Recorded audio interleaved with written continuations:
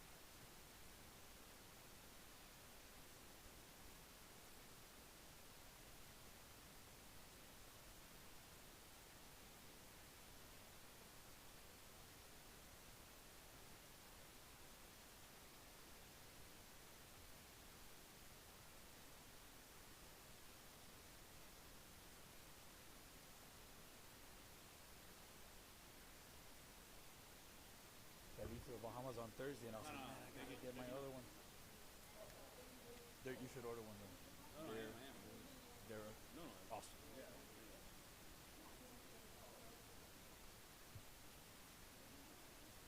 Esperamos o ahorita. Let me turn here.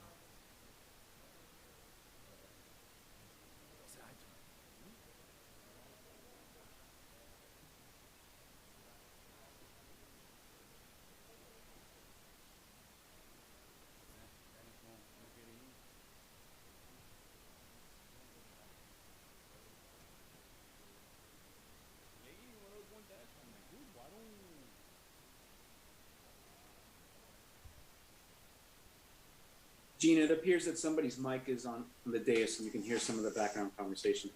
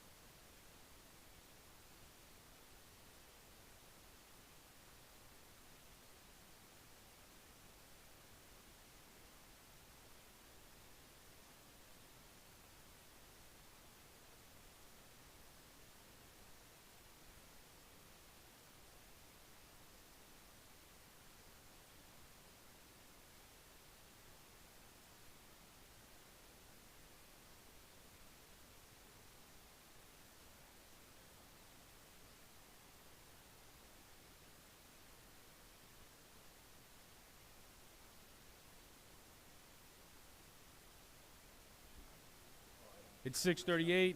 Madam Clerk, please call the roll as we have officially called this meeting to order. Councilmember Diegues. Here. Councilmember Fernandez. Present. Councilmember Alvarez. Present. Councilmember Collazo. Present. Councilmember Ruano. Present. Vice Mayor Rodriguez. Present. Mayor Sid. Present. Mayor, you have quorum. Thank you, Madam Clerk. Let's all rise for the prayer led by Pastor Juan Sancho from Metro Praise International, Miami.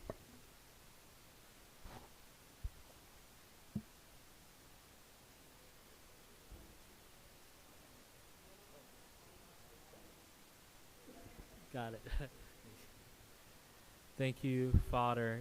We come to you in the mighty name of Jesus, that you fill the mayor, the councilmen, and all the staff here to listen to their constituent, to their voters, but at the same time that they will be directed by biblical values. And I pray that they will listen to their people, but with a conscience. And they will debate policies that will be for by the people, They know that they work not for anyone else, but for God and the people. And that your word will be there. I pray that your spirit will lead them, Lord. Because we know that you appoint people, and that you appointed them for this time to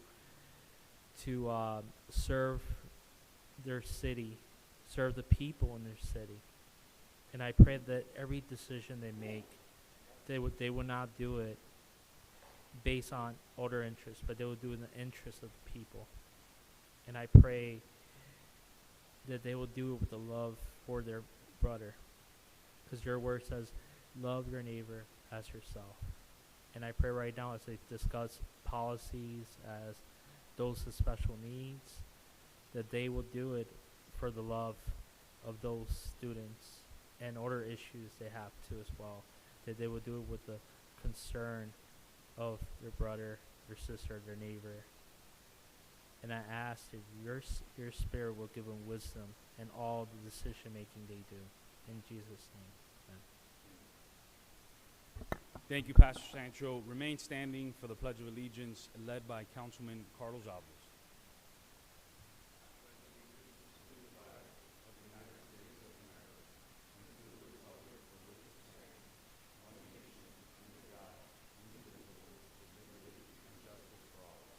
You may be seated.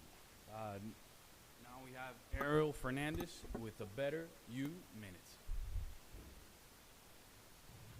Thank you, Mr. Mayor. Good evening, council members, residents, and staff of the town that is growing beautifully, Miami Lakes. We start a project and we're immediately limiting how far it can go. We don't have enough money. We can't get the support. We don't have enough time. Have you stopped and thought to yourself that the only one placing limits on what you can accomplish is you? The sky is the limit. Don't be the one who is limiting your ability to find success. You know you'll have plenty of people doing that for you. Believe in your dream and realize that the sky is the limit and what you can and will achieve. Many people have been told that they could never find success, but it was in their reluctance to accept it that allowed them to achieve success. So dream on, because the sky is the limit. Thank you, Ariel. We always appreciate you setting the tone for our council meetings. The order of business, deferrals, additions, deletions. Council. Mayor, I have one. I was recommending that we move up 14A to right in front of 11A. 14A in front or combined? We could do it combined, but the attorney has asked me to make a motion regarding the new business item to then bring up 11A. Got it. So all we have so far is moving 14A in front of 11A. Anything else? The only thing I have is I'm going to be, right after the order of business, I'm going to be calling up our HR director, Cynthia Alejo, who has some great folks that she's going to be introducing to us. I'll call you up in about 30 seconds. Right after that, if we can do before public comments, oh no, we'll do it afterwards, that's fine. We'll keep our committee reports because I know there's actionable items that the public might want to be speaking to that effect. So the order of business right now is just moving 14A in front of 11A. Any further additions, deletions, deferrals? I'll move the agenda as amended. I'll second. All those in favor? Aye. Any opposed? Seeing none, the motion passes. We're on to our HR Director, Cynthia Alejo. Welcome, Cynthia.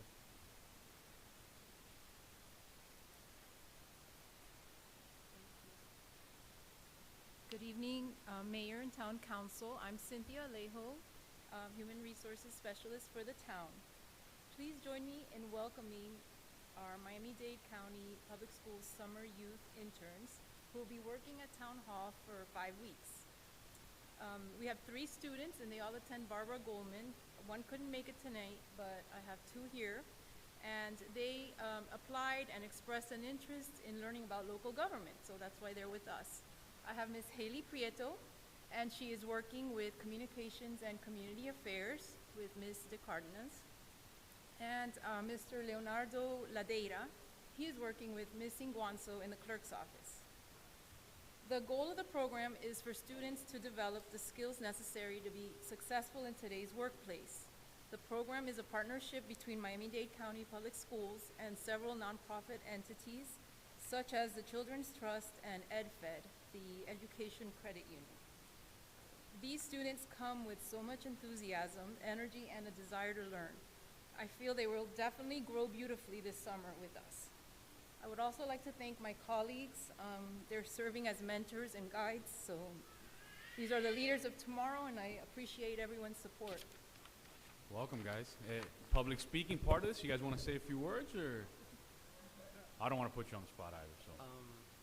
Hi, I'm glad for the opportunity to be able to work here and learn from Miss Gina and Miss Victoria as well, and everyone else here. I hope to learn about government, and especially here at the local level and everything that goes down. Hi, I'm Haley. I'm really excited to be working here, and I'm just so grateful for this opportunity.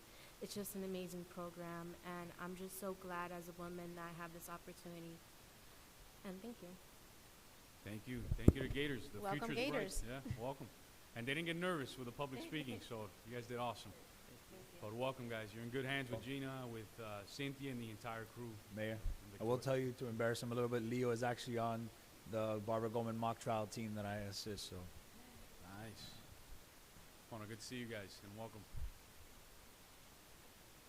We're moving on to public comments. Madam Clerk. Good evening. Public comments will be heard as always. Each speaker will be afforded 3 minutes, and welcome. Please, if you have to say a comment, please just approach the podium, state your name and address for the record.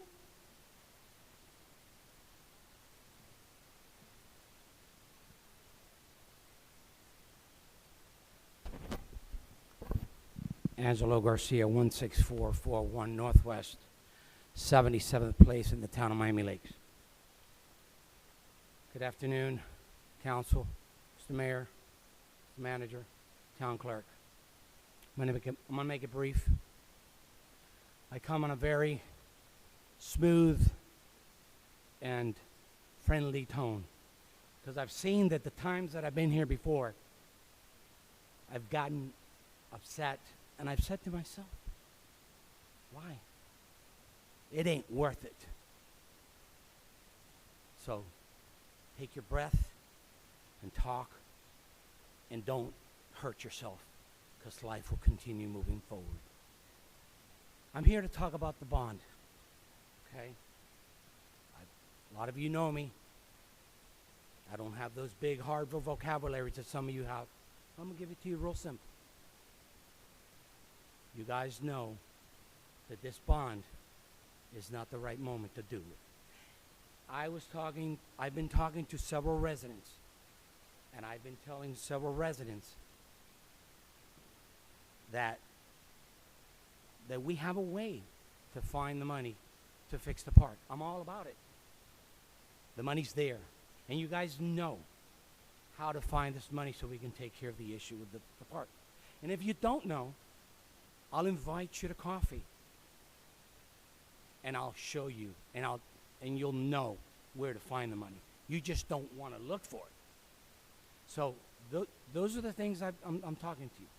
Remember that people in this town, folks, are in fixed income, like myself. This is not the moment. So when you guys decide to do what you're going to do today, make sure you think, as that pastor just said, think of the people that you went out and knocked on their door and promised each and every one of them that you were going to do the right thing for them. So think. Don't forget. Come back to basics and remember the things you told them when you asked them for your blessing and your prayer and your vote. Don't forget about that. So please make sure, I know that this is going on second reading, but make sure you do the right thing. Because even though you think people are not out there listening and looking, they're out there. They are watchdogs looking at a lot of things that we're all doing. So please, I come to talk to you real softly today. Make sure you do the right thing. Thank you. Thank you.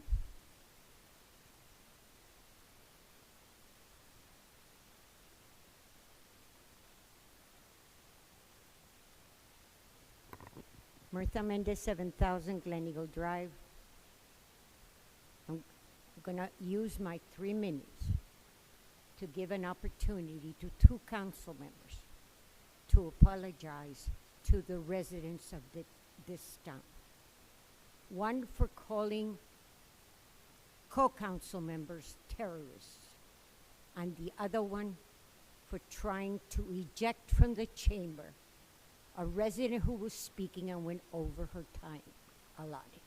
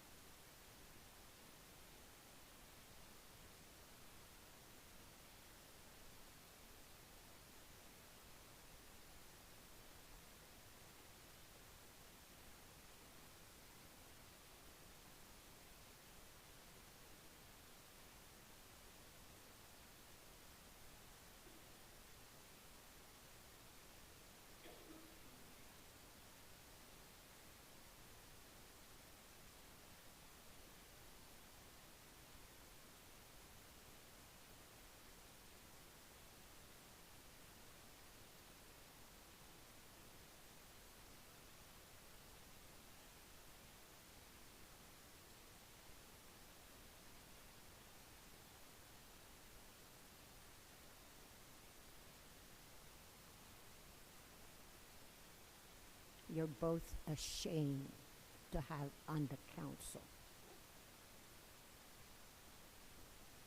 Thank you.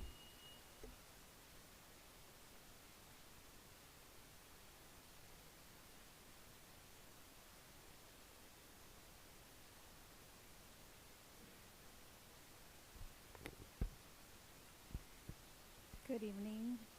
My name is Vivian Levy, 8421 Northwest 140th Street, Unit 3507 in Villa Vizcaya. And I am here today to show my support for Resolution 13A. I'm a parent of a son with autism, Ryan. Many of you know him. He just turned 18 last week.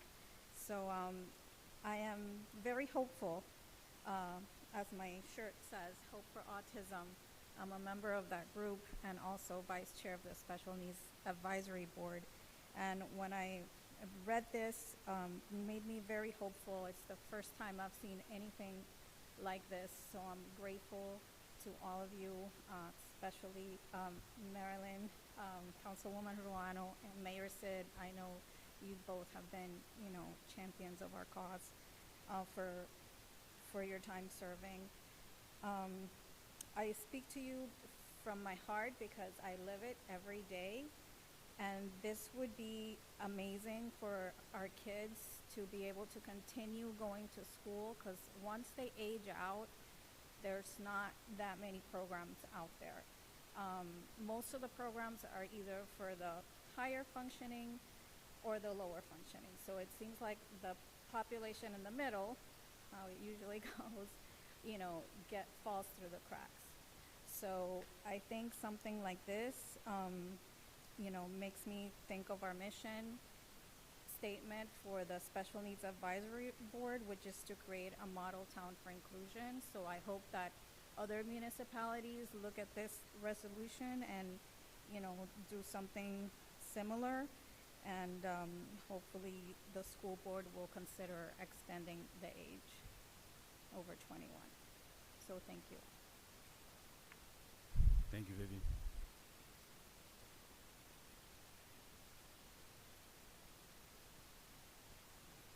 Good evening, Stephen Herzberg, 16745 Northwest 84th Court.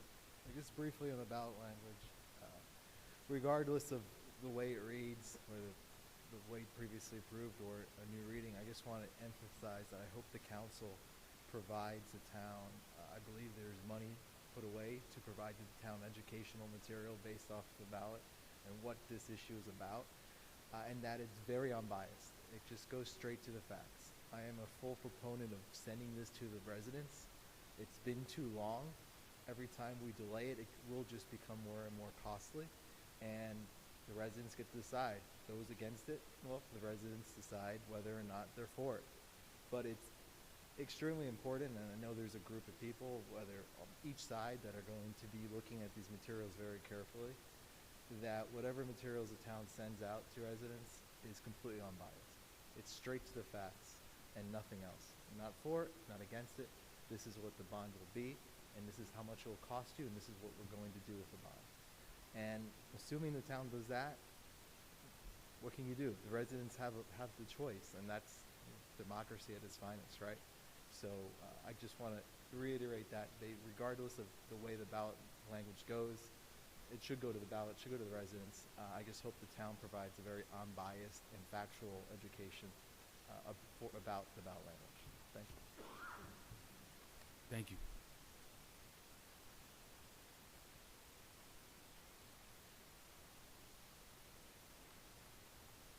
Anyone else here in person wanting to speak? Anyone else here in person wanting to speak? If not, we're going to go to the folks that are online. Good evening to our participants online. Just unmute yourself and just state your name and address for the record. Abel Fernandez, under Chapter 119. Thank you for allowing me to speak tonight to the council. Let me start by thanking the manager for his hard work in the community. I've recently had the need of services, and the town manager has come through incredibly, and so has his staff. I'm here to speak in support of his budget and increasing salaries for town employees. The current situations out there on regarding to inflation and gasoline prices require an increased salary. In the private sector, we're seeing increased salaries. I'm not sure what the amount the manager is going to recommend, but if it's a reasonable amount, I stand behind him. He has proven to be an effective leader for this town, and I thank him, and I look forward to his budget presentation. In regards to what's coming before this council tonight, in reference to changing the bond language, in 2 prior meetings, you had language approved. So you went out and you spent $24,900 for a specialist to tell you how to craft the language to be presentable for the public for a positive response. I think that that borders on unethical. I'm hoping, as I have mentioned to the vice mayor, that he looks for an opinion from the Ethics Commission. I understand that they're waiting for this question, so I'm hoping that he does go forward and seeks an unethical opinion on this matter. I don't think it's the right thing to do. I think that you, in spending $24,900 to change the language is unacceptable. Additionally, you're spending $100,000 to sell this $25 million bond. That $100,000 could have gone to pay one more police officer. It could have gone to paying for dugouts for the Optimus Park. It could have gone for a swing set for our physically challenged or disabled children in this town. We just heard someone speaking about autism. We could have put additional equipment at the parks for this $100,000. I think that this is a huge problem. In response to the millage that you're going to approve tonight, or try to approve on first reading, in 2019, you had an amount of 2.3127. In 2022, 2.3127. You generated over 7 million. In 19, you generated over 8 million in 2022. Sales are an all-time high, and the revenue is going to be coming in even higher. I ask you to do rollback on this rate. Thank you. Thank you, Mr. Mayor.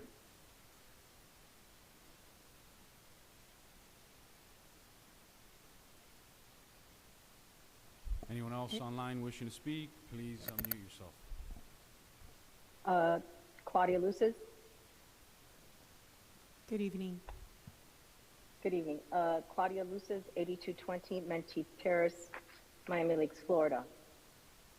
There are unfortunately many instances that have occurred with this council that make me question whether this council is representing the actual will of the people. Take, for example, the gate entry cards for Section 1. This was sold as being a seamless and easy process. After several emails, public comments at both town meetings and committee meetings, public records requests, I come to find out this town paid $3.22 per entry card, and yet you are charging me $25 per card. This is an outrageous 775% markup and demonstrates how this government is not about the people. Would it have been managed properly, you would have determined how many cards each homeowner owned and proceeded to exchange the old ones for the new ones. Instead, the burden of the decision-making process is placed on a committee who did not know the cost of each card. This needs to be addressed and corrected either by the committee or the council. Please stop creating problems for the residents. We do not have time to jump through all these hurdles to get information. And now we come to the issue of the ballot question language being revisited for the 3rd time. The reality is the ballot question is in fact being manipulated in a manner that will increase the possibility of this $25 million unnecessary redevelopment project to move forward, burdening the Miami Lakes taxpayer with the cost, all the while ignoring other ongoing issues in the town. Leave the language as it was originally voted on, with $25 million written in that beginning. How do you expect this community to trust you when you have had difficulty with managing the special taxing district? As the saying goes, fool me once, shame on you. Fool me twice, shame on me. I would like to extend my gratitude to council members Ruano and Collazo for your willingness to allow me to speak past my 3 minutes at the June 22nd special call meeting at 9 o'clock in the morning. It is refreshing to know that some on this council welcome input, positive or negative, from the very residents that they represent. I would also like to recognize and thank our police officers for understanding and educating the council on how to remove a person from chambers, as on this day, Councilman Alvarez attempted to remove me from chambers. For Councilman Fernandez's comments calling some on the council terrorists and saying they will be run over by a bus goes unaddressed. Enforcing rules is important as long as you follow them yourselves. On today's agenda, there are 5 items from Mayor Sid and 1 from Councilman Alvarez requiring the waiver of Section 7.2 of the Special Rules of Order. And as it has always happened in the past, the rule will more than likely be waived. Once again, an example of rules for me but not for thee. You get to bend the rules when they benefit you, but you don't get to bend them, you don't want to bend them when they benefit the taxpayer or the resident. A true display of arrogance by some on this council is what I think this is. Thank you. Thank you. Anyone else online wishing to speak? If so, please unmute yourself. Anyone else online wishing to speak? If so, unmute yourself. If not, I don't see anyone unmuting themselves. Now we're on to if there's anybody else in the public that wanted to speak. I don't think there's anyone else from the... Yeah, if you want to speak, just come right up. Just state your name and address for the record.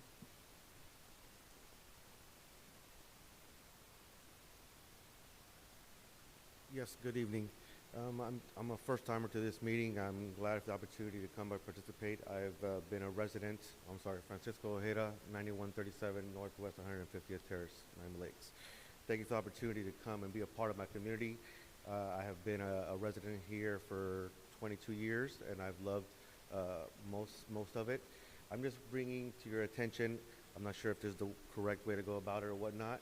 It's in reference to the well-craft and boat ordinances that the city has, and I've done my own investigating amongst neighbors and at the coffee shop, at Starbucks and whatnot, and doing my own investigation, and it seems to be a touchy subject. There's some people that are very for, some against, and I'm asking maybe for the help of the council, maybe to find some medium ground.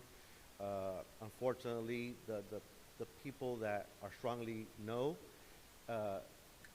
compare boat owners that we want to become Hialeah. I think we live in Miami Lakes for a reason. We don't want to become Hialeah. Unfortunately, it seems like the way the law stands now, when it was designed, it was everybody together. There's no individual situations. They say boats are the same as RVs are the same as motorhomes, and I don't think it should necessarily be that way. My particular situation is that I took my boat out for a weekend. I had to go to the hospital for blood pressure medication. I couldn't really do any strenuous things, and I already got my $250 fine. I think there has to be maybe a little variance to the rule. Instead of the 24-hour rule, it was nice of you guys back in the day to give us 24 hours, but that just seemed to be the bare minimum to not say no. I don't think that gives any leeway to anybody. I think maybe a week would be good. My friend that owns the Sunoco gas station has a home in the Keys, and when the hurricane comes, he needs to bring it out of the water. And I don't think 24 hours gives enough time to bring it here and go back. So I think maybe a little bit more time would go instead of just a roundabout no would be nice. Maybe not allowing people to keep them permanently on property. I live on Miami Lakes West, and I don't think anybody on the west side, that's their plan. But it would be nice that if I take a week vacation and I want to go fishing with my kids for a week, and I have to take it back to the boating yard every day.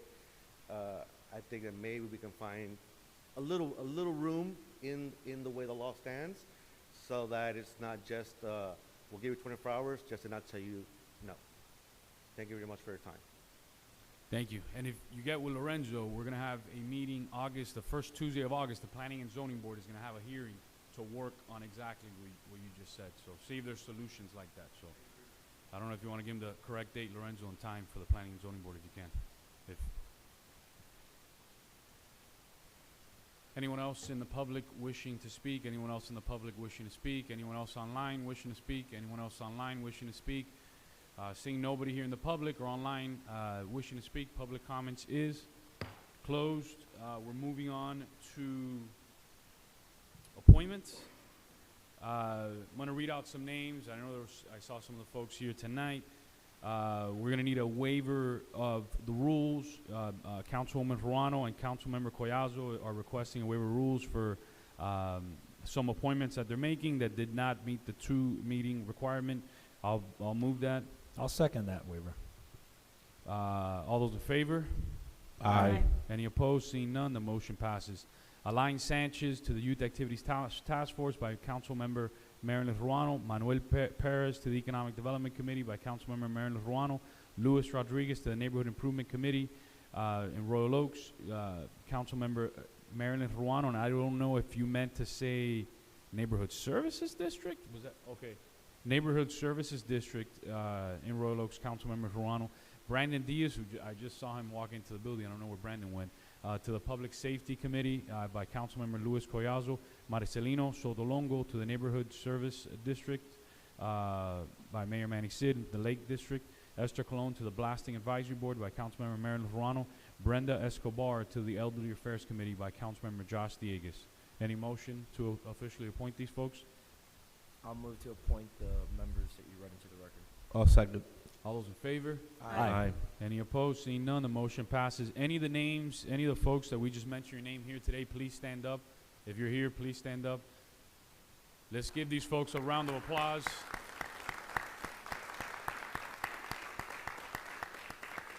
Thank you. Thank you for giving back to your community. Really appreciate you guys. Our town wouldn't be so great if it wasn't for folks like you that were willing to give back their time here in our community. So thank you guys very much.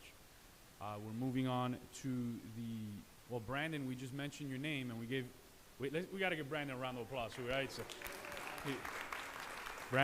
Brandon, you just got appointed to the Public Safety Committee, so we thanked everybody here and for their time. Well, Brandon, okay, go ahead, yes.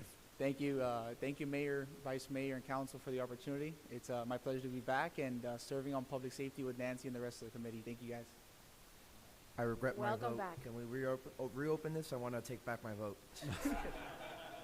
Any other folks that got appointed want to say anything? Because I know I opened it up, but if not, thank you guys very much. We really appreciate you guys giving back to your community.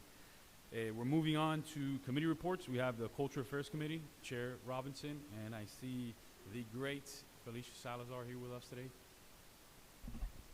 We're always honored to have our former vice chair with us, Felicia Salazar. Good evening, Honorable Mayor, council members, Mr. Manager, Town Clerk, and Mr. Town Attorney. My name is Neil Robinson. I have the pleasure and the privilege of serving as the chairperson for the Town of Miami Lakes Cultural Affairs Committee. Today I come before you to ask for your authorization to reallocate $1,500 from our budget from this year to the Main Street Players here in the town of Miami Lakes. The Main Street Players have been in existence since 1974, and at that point they moved from the barn over to Main Street. It is a growing community theater category. It shares the old Miami Lakes Barn building in 1974 to a professional one that was on Main Street. Main Street Players have received many accolades statewide and nationally for their performances, and this has helped catapult Miami Lakes into the performing arts scene with the award-winning plays and performances. They have also provided acting workshops for children, teens, and interested in the performing arts. The Town of Miami Lakes Cultural Affairs Committee has used their facilities for many of our committee events. Some of those events include holiday children book reading and storytelling, local artists, competition, winners exhibits, in indoor concerts and books and historical lectures. Many of our cultural events would not be possible had it not been, they not made their facility available to us.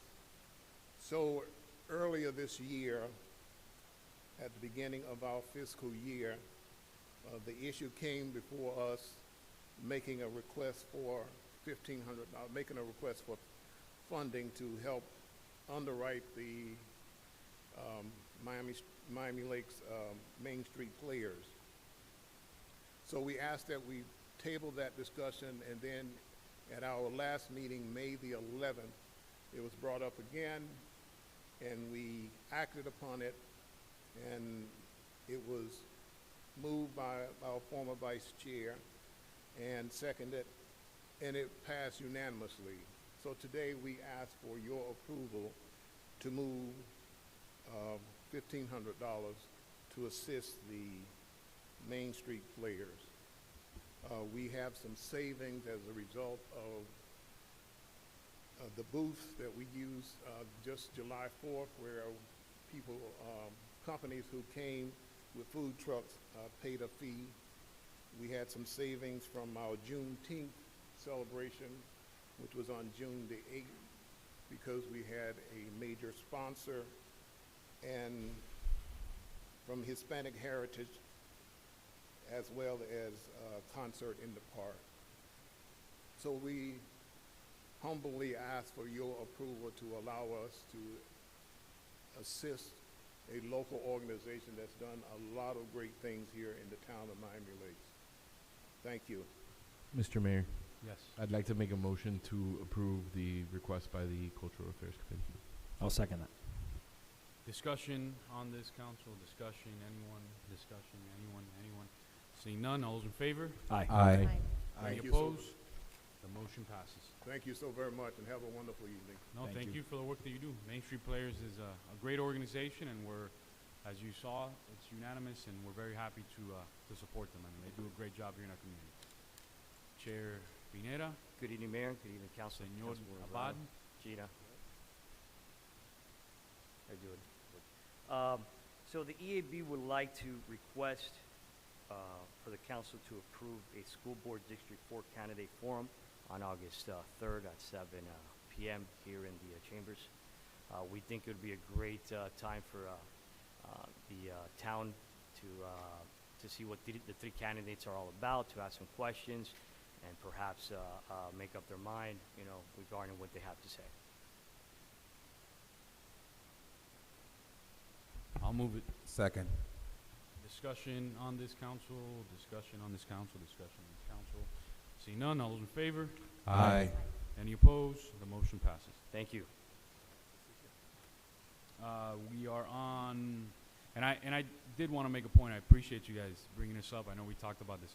I think it's awesome that the committees are really getting involved. Last year, our Economic Development Committee did one for the county mayor's election, and it was awesome because a lot of times we're the small fish in these big elections, and then you literally had all the county mayor candidates talking about issues that mattered to our residents. And the same thing, I remember we did it not only for council races, but we started doing it for state rep races too. So appreciate you guys bringing this up. So, Mr. Mayor, if I may also take a point of personal privilege.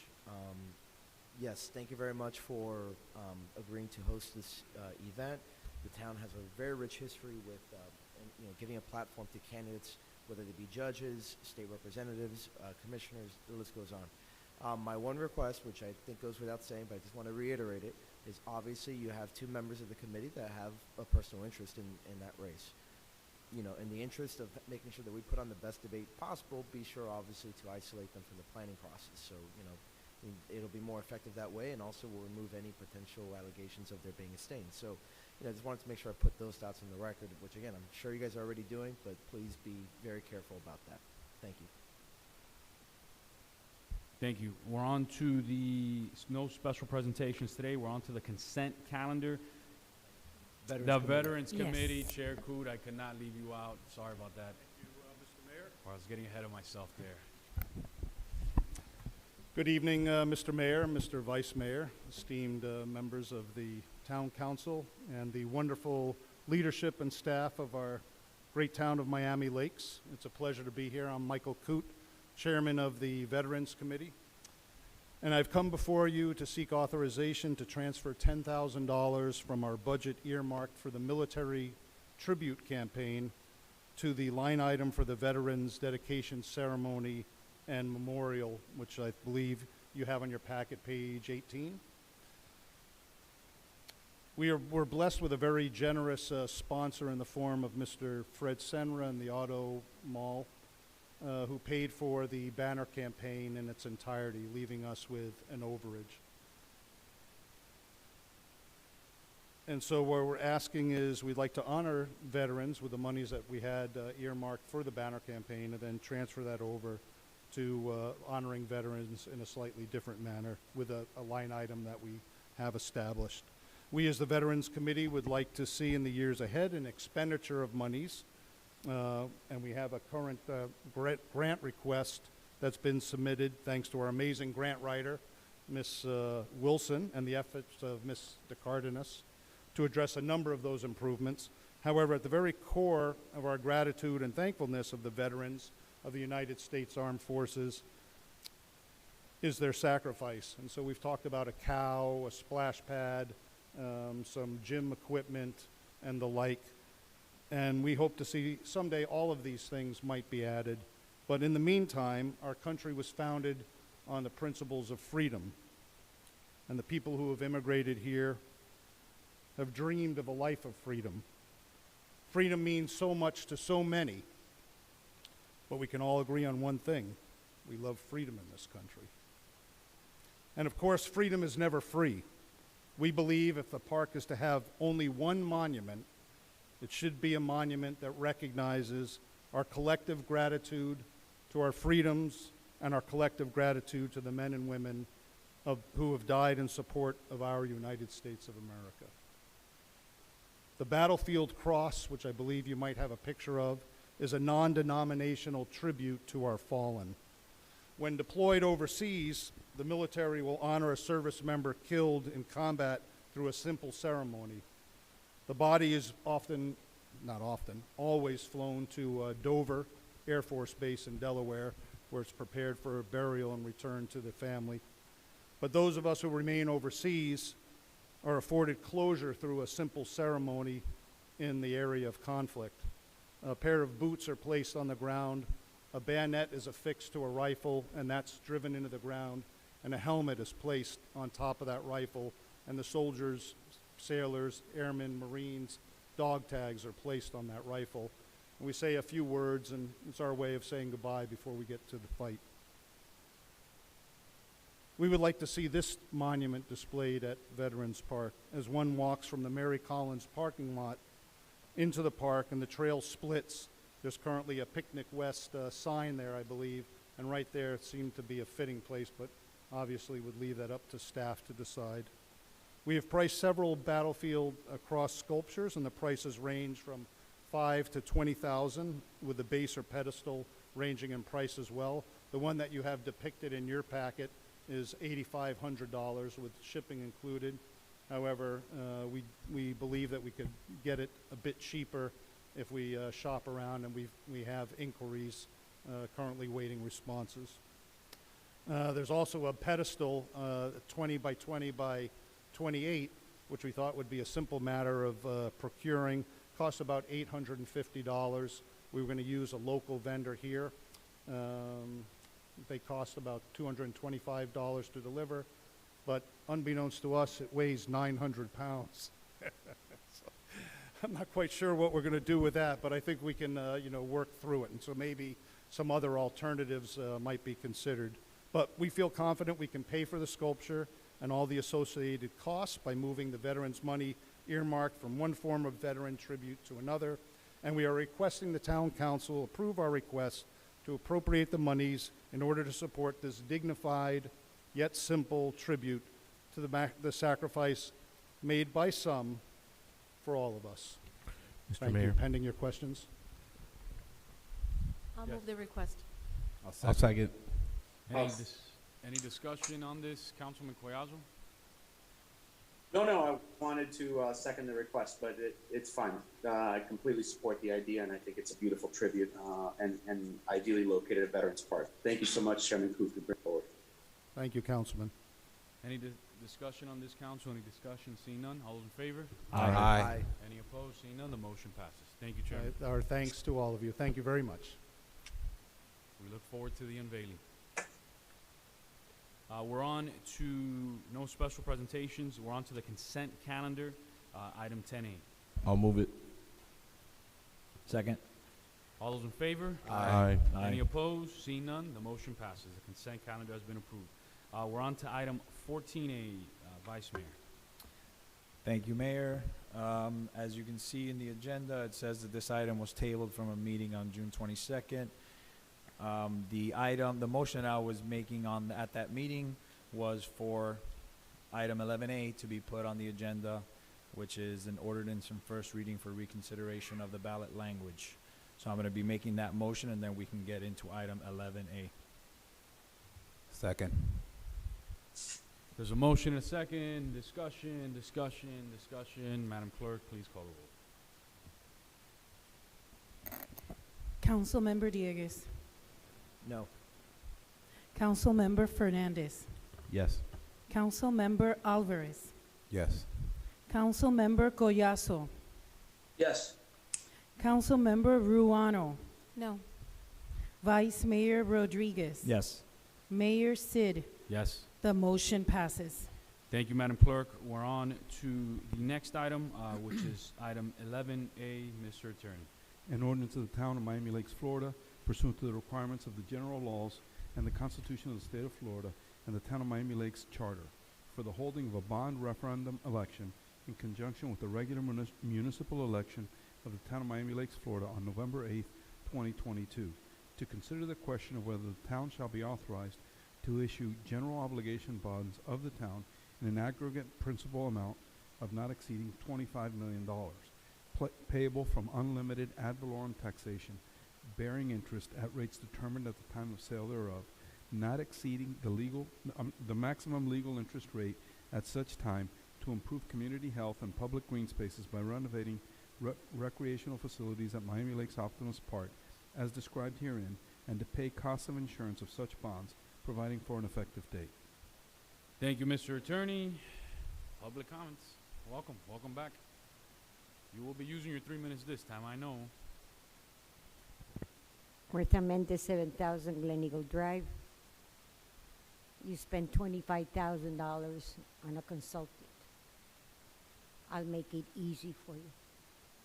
Remove the 25 million, and that will make 4 of you very happy, because the people will vote for the bond. Thank you. Thank you. Any other public comments on this item, which is item 11A, which is an ordinance in first reading? Any other public comments on this item? Here in the in person, anyone in person, anyone online? All right, thank you. Public comments is closed. Jeremy Badwell, your name's on this item, so I'm calling you. No, I don't. Thank you, Jeremy. So the motion is, you guys have a revised ordinance prepared by the town attorney, and the motion would be to change the ballot language to read as set forth in that ordinance. Mr. Attorney, do you need me to read this into the record? It says, to improve community health and public green space by renovating recreational facilities at Miami Lakes Optimus Park, including athletic fields, walking trails, and exercise stations, basketball and tennis/pickleball courts, LED lighting, restroom and parking facilities, and improve field and amenity accessibility, period. Shall the town of Miami Lakes issue general obligation bonds not exceeding 25 million, payable from ad valorem taxes, bearing interest at legally permissible market rates, maturing within 30 years of their issuance. That is the language for the bond. That's what I move. You counted the words? Sorry, what was that? Did you count the words? They were 75 exactly, sir. Okay. And they meet the statutory requirements, which require us to list that price. I haven't counted the words. I think it meets the statutory requirements. I just didn't count the words. Yes. I'll second. Discussion on this council, Councilwoman Ruano and Councilman Dieguez, and everybody else. We'll go around. Thank you, Mr. Mayor. I'm going to put my thoughts on the record again. I've put my thoughts on the record several times, but I feel that I need to continue to put my thoughts on the record. We are revisiting a ballot language that we've approved twice in an effort to persuade the voters, to entice them with the first sentence as per what we discussed last time, and hopefully have them not realize that it's a $25 million price tag and that it's going to cost them a lot of money over the next 30 years at an interest rate that we don't know yet. So I was reading the manager's memo, and in the manager's memo, it continues to say that it's going to cost the average resident $5.98 per month. This is misleading. We don't know that this number is this number because we don't know what the interest rates are. So I want to put that on the record for any residents that are reading the memo. $5.98 per month. I do not support that statement. I don't agree with it, and it should be removed from our informational, the information that we provide to our residents, because I don't think that that's based on anything that we can actually prove to be certain. A couple of things that I wanted to point out. I think that we should revert to the language that we were going to originally put on this ballot, because it is very important for the taxpayers to read the price tag first. I want to make sure, we talked about voter fatigue, we talked about it being the last question on the ballot. It is important for the taxpayer to realize that there is a price tag and not just read the first sentence and think, oh, I want a new park, this sounds like fun, this sounds really great, it's going to improve the health of Miami Lakers, which is really nice, and not actually make it to the price tag. So I'm putting that on the record again. I think this is a big mistake. The residents are upset about it. They think that they're being misled. They think that we're actually paying consultants to generate ballot language that is misleading, and so I'm against this 100%. Another statement that I wanted to make, I wanted to understand why in the ordinance it says $25 million as a number, $25,000,000, but on the ballot language it says $25 and then the word million. I would like to know why that is set up that way, and I would like the ballot language to have all the zeros, because zeros have lots of impact when people look at them, and perhaps the 25 number with the $ may mislead people to think that it's a $25 investment. That's all for right now. Thank Mayor, you, Councilwoman Ruano.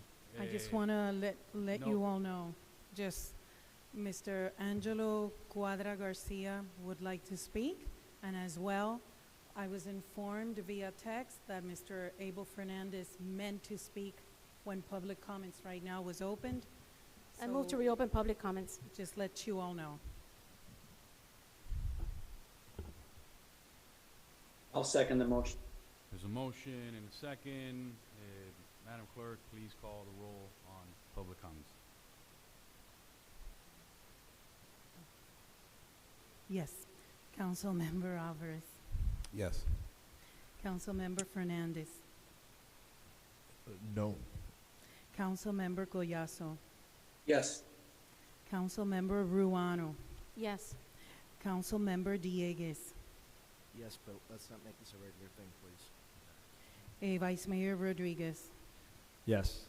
And Mayor Sid. Yes. Yes, the motion to reopen passes. If you want to speak in public comments, please come up now. We're not going to go back and forth. This is the last time. Next time I'll vote no on this item. But if you want to speak, please start lining up now. Everybody's going to have ample opportunity to speak, but line up now. We're not going to close it, and then 10 minutes later, when you guys hear something that the council wants to say, we're going to reopen. So everybody that wants to speak, please line up now. Meet, I appreciate you because you're always ready. Regardless of what you say, you're always ready to go. So thank you for doing that and being a great example for public comments participation. But anyone else wishing to speak can please line up. Thank you, Mr. Mayor, Council, for giving me that opportunity. Something light up in my brain there. Tonight, as I sit in my office tonight working, I will figure out what it's going to cost the residents per character. At $25 million, a young lady was up here doing that verbiage change. I kind of have an idea that it's going to probably cost about $3,000 per character. I mean, Kendall Coffey didn't even make that when he was representing Michael Jackson. I mean, if you guys don't know who Kendall Coffey is, you could look him up. A lot of you here are attorneys. But anyways, I was just trying to make a joke. So, I will do the math. A lot of you are probably, it's going to be about $3,000 per word. Don't you guys find that a little bit out of tune? That's a no-no. So again, look into that. That's no-no. Thank you. Anyone else in the public wishing to speak in person? Anyone else? I know there's folks online, but anyone else in person wishing to speak? Anyone else in person wishing to speak? Nobody in person, and we're going to go online, and then public comments is closed right after the online comments. Madam Clerk, thank you for the opportunity. Mr. Mayor, thank you for allowing the question to come up and be voted on. I appreciate it. Shame on Council Member Tony Fernandez. It doesn't surprise me, and this is not out of order to say that this is the same individual that called some of my council members terrorists. So I'll take his no vote in the same line of his attitude, and we'll leave it at that. Before you tonight, you have a reconsideration of the ballot language. If you are so certain that this ballot is going to pass, which will saddle us for 30 years with 25 million in debt, then let it go as it was. It passed 2 readings. Apparently, the vice mayor does not feel that it is that strong of wording to pass on its own, and at the consultant's own testimony that she crafted the words so it would have a favorable outcome is not ethical. I'm putting this on record for one thing, because I don't want anyone to say later, you blindsided me on an ethics complaint. You blindsided me by not letting me do the right thing. The County Ethics Commission is responsible for every public servant to do the right thing all the time. I've offered prior to all of this for you all to ask for an opinion if this is considered an ethical move. Yet no one on this council has taken that opportunity to do so. None of you, all of you are voted to represent us out here. But no one is willing to just ask the county commission czar if it is ethical to change language to skew a question. I think that is just unfathomable. History will record what is happening tonight. Whether this question passes or not, I know that you have $100,000 that you allocated to promote this park, which seems to be incredibly concerning that we would spend $100,000 of taxpayer money to promote this. I looked at the budget, and in no single year did any of you allocate money through the town manager to restore this park to a better level. So you've shopped a problem and you're looking for an answer. And that's the reality, folks. The reality is that you show me where we have spent any money at all to restore this park other than keeping of the grounds. Show me. Because I've requested Clerk, is the time up? the public records and I haven't seen it. Mr. Fernandez, thank you. Your 3 minutes are up, but thank you, sir. Thank you, Madam Clerk. Appreciate the time.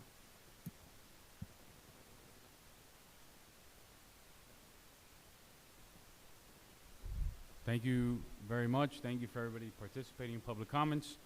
Public comments is now closed.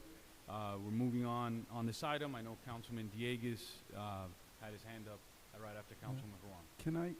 Can I just, before, just say something real quick? It'll take me half a minute. Lorenzo, my understanding is the language that was provided here was prepared by Mr. Coviella, Mr. Peterman, Mr. Bajuan, and who else? Mr. Del Castillo. Which is our bond counsel. Yes. The $25,000 wasn't used, not $1 of it, for this language. Nope. So everyone who said that is just uninformed. Right? Am I mistaken? Jeremy? Ed? That's correct. We devised the language based on a lot of different samples that we looked at from a slew of municipalities from what other cities have done. Lorenzo, in conjunction with Mr. Del Castillo, looked at it for legal sufficiency, and I know they bounced it off you. Yeah. We sent it to Ms. Hanrahan at the last second just for a final look at, and she said what we were recommending was appropriate, and that's what we put before you the initial time that it came before the council. All right. So 25,000 a word or whatever, and all that stuff is not true. All right. Thanks. Yeah. Ms. Hanrahan is a representative of the Trust for Public Lands, right? So she and her organization, part of her consultation, it was much more, all she did was look at she did not devise the language and give it to her. She looked at the language. She's been giving us advice in different areas on legal. She was a former mayor of Gainesville. She was here before you. So she has gone through this with multiple cities throughout the state and other parts of the country. So she has been used as a subject matter expert to be able to give us advice on the entire process. And Ms. Hanrahan's fee was? Just under 25,000. I think it was 24.8, 24.9, something like that. Thank you. Councilman Diegues, he had the floor. Thank you, Mr. Mayor. And I just wanted to take this opportunity to put my thoughts in the record, since some have asked me about my vote with respect to this matter. So I just wanted to kind of take the opportunity just to put those thoughts completely on the record, why I've been voting no on the language, and also to address the comments made by Mr. Herzberg with respect to the voter educational campaign. And I'll start there, actually.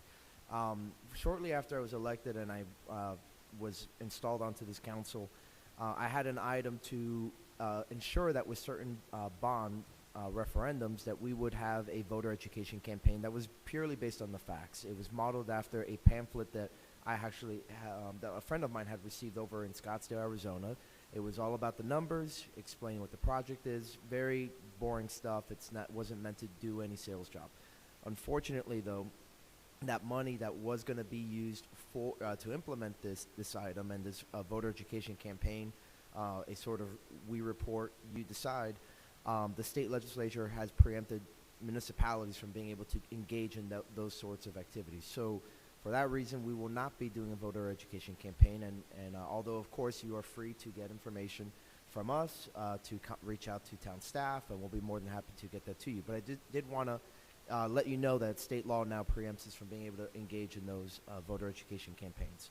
Secondly, with respect to the Optimist Park, I think we've come a long way as a council. I think everyone on this dais, and obviously Councilmember Collazo is not on the dais, but he's on the council. So everyone on this council has acknowledged that the Optimist Park needs work. I think the question has always been how much, and just to give context to the public, the number for this project has bounced around from an initial number of $4.5 million. Then when we got the first opinion of probable cost, it ballooned to almost $19 million. We were able to get it down to, I think it was $9.8 million.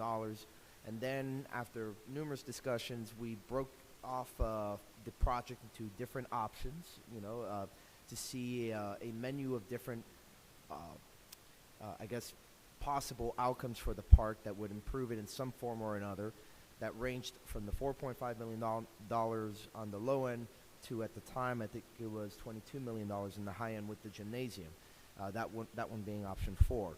The council ultimately decided to advance option 3 as the option to study, which had a price tag at the time of about $18 million. Obviously, due to inflation and supply chain disruptions, the cost of materials has gone up and the cost of labor has gone up. So now we're looking at this, I think it's $22.3 million, for this project. I have always, from the beginning, always put on the record my feelings that I have a little bit of reticence on going all gung-ho for this particular project, and I'll get into the reasons why. But, the reason why I've been voting on this ballot language, even though I voted for the joint use agreement, I voted to study option 3 and everything else, is just simply because I just feel as if the costs have gotten too far away from us. And I've always said that while it is great that we're going to be putting this in front of the public, I don't think the public expects us to check our mind at the door and just to throw everything, every decision out to them. I think they expect us to kind of run an analysis on our own about whether or not this is a project we should be pursuing, whether we have the adequate resources to get it done, et cetera, et cetera. In my estimation, I don't believe that this is, a project that we should be pursuing right now. I understand it will continue to get more expensive perhaps down the line, but we've already seen a reduction in commodity prices and a few other areas. Maybe that will continue, maybe not. The world right now is in a very strange place. But that's part of my analysis why I'm not supporting it. Additionally, I think when even though it's a great joint use agreement that goes on for 50 years or so, I think it is 60 years, and it was excellently negotiated by Councilmember Rodriguez, and I think he spent some time actually on social media directly rebutting some of the concerns that people initially had with it. He did an excellent job with it. I just feel that we're tying up, or we're spending all this money on this one park for one sport, that when you look at the trends both nationally and locally, we're moving more towards soccer than we are toward baseball. And the baseball component is the biggest cost driver of, that park. And what we're spending the bond on. So just as a policy decision, that is why I just, feel that we've gone too far from where I was willing to, explore it.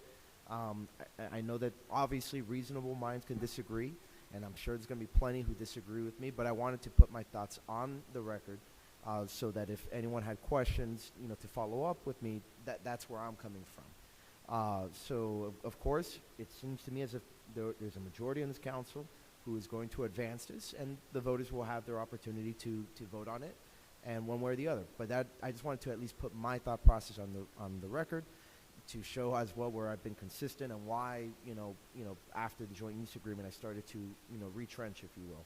So I just, for the benefit of my colleagues as well as, for the general public, wanted to put that out there and also to address Mr. Herzberg's concern with respect to the voter education campaign. So thank you. Thank you. Any further discussion, Vice Mayor? Councilman Fernandez, and I'm sure Councilman Cuellar. Thank you, Mayor. Councilman So obviously I don't need to. Everyone knows where I stand on this issue. The one thing I wanted to address, because you said something about baseball versus soccer. The reason why our numbers are dwindling in baseball here is because our park is insufficient and inadequate to support a valid baseball program. That's why all of our kids are going to Pines and Weston and Miramar to go play baseball, because our park is insufficient for the level that they require. So that's what we're trying to do. And when you say it may get more expensive, it absolutely will get more expensive. Just like this should have been done 10 years ago. But the council at that time couldn't do it. They couldn't get it. It would have been $10 to $15 million at that time, right? The longer we wait, the more expensive it's going to be. So if we don't do it now, I honestly, truly believe it will never get done. It won't. So if we are okay with this park going another 60 years without having any significant improvements to the design, because that's the biggest problem, the drainage, which is the second biggest problem, and the parking, we can keep putting lipstick on a pig and nice new fence and a dugout and doing, but until you change that layout, until you change the flooding, and until you add more parking, that park is inadequate. It's just an embarrassment. It should not be. It's not the level and quality that our residents deserve.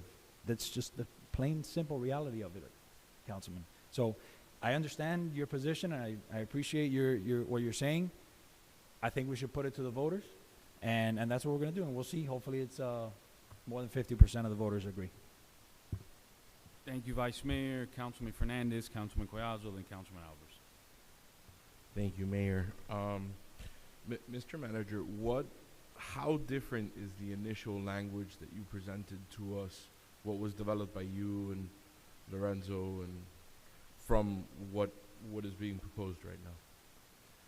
It's essentially the same thing. Initially, we had indicated the specificity of baseball fields, but the athletic fields is more generic, it's more encompassing. So we had put baseball and athletic fields. Now we're striking and just classifying the generic athletic fields. We had put then I think initially, there's added language about restroom and parking facilities that was not in the initial language. I think that's Which the is gist. which is actually the reason why I decided to remove baseball fields. It Right, was two- because for of the word count wordsmithing. issue. Yeah. You have to take 2 out if you want to put 2 in. Yes. So in order to add restroom parking, you have to remove some words. So that's why I ended up having to remove baseball and. Correct. Okay, so just to walk through the process and to revisit the timeline of the process, this is substantially very close to what was originally presented. When we heard the item the first time, there was an effort, there was a motion on the dais, right, without notice. I know notice was a big issue. The last time we took this, there was a motion on the dais to essentially make the language less favorable, right? To make the outcome, when the voter has this in front of them, to make the outcome less favorable, right? We can dance around it, we can put little flowers on it, that it was to make it seem more transparent or whatnot, but the underlying motivation was to make the item in front of the voter less favorable. I voted for the item in that time because I did not realize at the time that I voted for it what difference that could have. I thought it was, I thought we were being constructive, but it turns out that we were doing something that was harming the likelihood of this passing, right? And so when we heard the expert come before us and explain it, that it was a very simple decision for me to want to change back to the originally proposed language. We've gotten a lot of heat. We've gotten, a lot of pushback about this is the 3rd time we change it or the 4th time we change it or whatnot. But this is essentially where we started. This was the original language, or very, very close to the original language that we saw. And so the way that I see it, we're undoing, and maybe 2 wrongs don't make a right, but we're manipulating it back to where we started. We are cleaning the slate and starting where we started, right? And so that's why I'm in support of this item. I'm going to take a little point of personal privilege. The last time this item was discussed, and as you can tell, I'm very passionate about this item. To Angelo's point, and I shared this with you before, this item was the main policy decision between myself and the other candidate in my race. This was the main differentiator. If you were at early voting and you asked either of us, what is the difference between you and you? We both said the same thing. I'm in favor of improving the Optimus Park, and he was not. And that is what got me on the stage, right? So I don't view it as I knocked on doors and misled people. Every door I knocked on, I was for this park, and I'm sitting in this chair, right? I think that's a precursor to what I hope will happen in November. I think once we see outside of the bubble of what happens in this room and we put it out to the voters, I think everybody's going to be a little bit surprised of what the voters feel about this item. So I want to put that on the record. And so, as you can tell, I'm very, because of that, I'm very impassioned by this issue. The last time that it came up, I think that passion got the better of me. I used some words, maybe out of context. Maybe I took a little bit too much creative license with some words, and to any of those that those words offended, I do apologize, but I think both of my colleagues understand where I'm coming from. I obviously, I think of both of them as friends. I didn't literally mean that they're terrorists, right? That's not what I was trying to say. And so, for those that I may have offended, I apologize. But at the same time, I think, we have to understand what the original intent was behind my passion. And so I think today we're just correcting a prior wrong. And I look forward to this item passing. Thank you. Thank you, Councilman Fernandez. Councilman Collazo. Thank you all, and I apologize for not being there in person. I am almost one with perfect attendance, but Marco Island kind of beat Miami Lakes on this flip of the coin, so I send you greetings from the West Coast, but glad to be participating. You know, I'm glad that we're talking about this item, and I'm glad that everybody has been able to kind of put their thoughts on the record. And Councilman Fernandez, I appreciate you taking that moment and kind of explaining where you're coming from, because I have always said, you know, while we're up there, we're humans, right? And we're there to give our point of view, right? That's why we were elected, and that's why we're there. And I know I'm not there in the room, and I know that you're apologizing to everyone, but I never took offense to your comments, but I do appreciate the fact that you've gone back and apologized for those remarks. I appreciate your comments so much as you were talking. I was taking a note because the issue when it first came up, and I think you kind of made a good point speaking to the manager, was very benign, right? We were just switching one sentence from the back end to the front. To me, and why that was important, was because it just read easier. If you were just a regular person, right, not as involved, not as passionate, not as emotional, not trying to be unbiased to this issue, it just read better. The problem came, and this is why I thank the expert witness for her candor and her honesty, was when she explained that because this item was going to be further down on the ballot, and people may experience some fatigue after going through the ballot item, they may not get to the very end of the item. And that's what I took away from her remarks. And why it would pass a little bit more favorably is because they may never get to that price tag. At least that was what I interpreted. Again, I didn't campaign on this item like you did, Mr. Fernandez. I might not be a collegiate baseball player, right? But I'm a coach on that field. I know that this park needs some work. The thing that I've always wanted is for the voters to opine on this issue. For the voters to come in and say, look, this is absolutely what I want for this community. And I want them to have all the facts. I want them to have not only what it would cost them in aggregate, I would like for them to understand what it would be in a monthly breakdown. I want to give them all the information. So it goes to one of the comments that Councilman Diego said. We don't have that opportunity. I wanted this education campaign to be as transparent and for us to be as unbiased as possible and arm each and every resident with as much information as possible, because then they would vote their pocketbooks, they would vote their conscience, they would vote, and ultimately we would execute on that. So my vote has always been, it's never been to make the ballot language more favorable, less favorable, and it's not about putting pretty words like transparency, just to give people the information and to give it in a manner that helps them make a decision. So that was really my motivation behind it. It was my motivation in the beginning when I first voted for that ballot language. And it will continue to be my vote because it just, to me, reads easier. The language reads easier, and you're right. Up until this point, to us, it was very, very benign. It's basically or categorically the exact same language. We're just shifting one part from the back end to the front end. And now that we know that this is going to be the last item on the ballot, we know that there's some implications to that.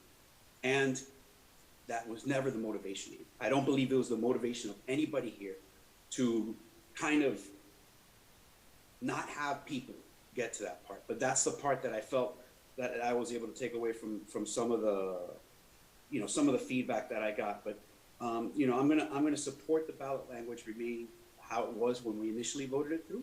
And again, we have we have a dais there that's representative of the people. I'm one of the persons that believes that and understands that part needs improvement. To me, it was sticker shock from the beginning, right? And I was on that council when it was a $2.5 million ask.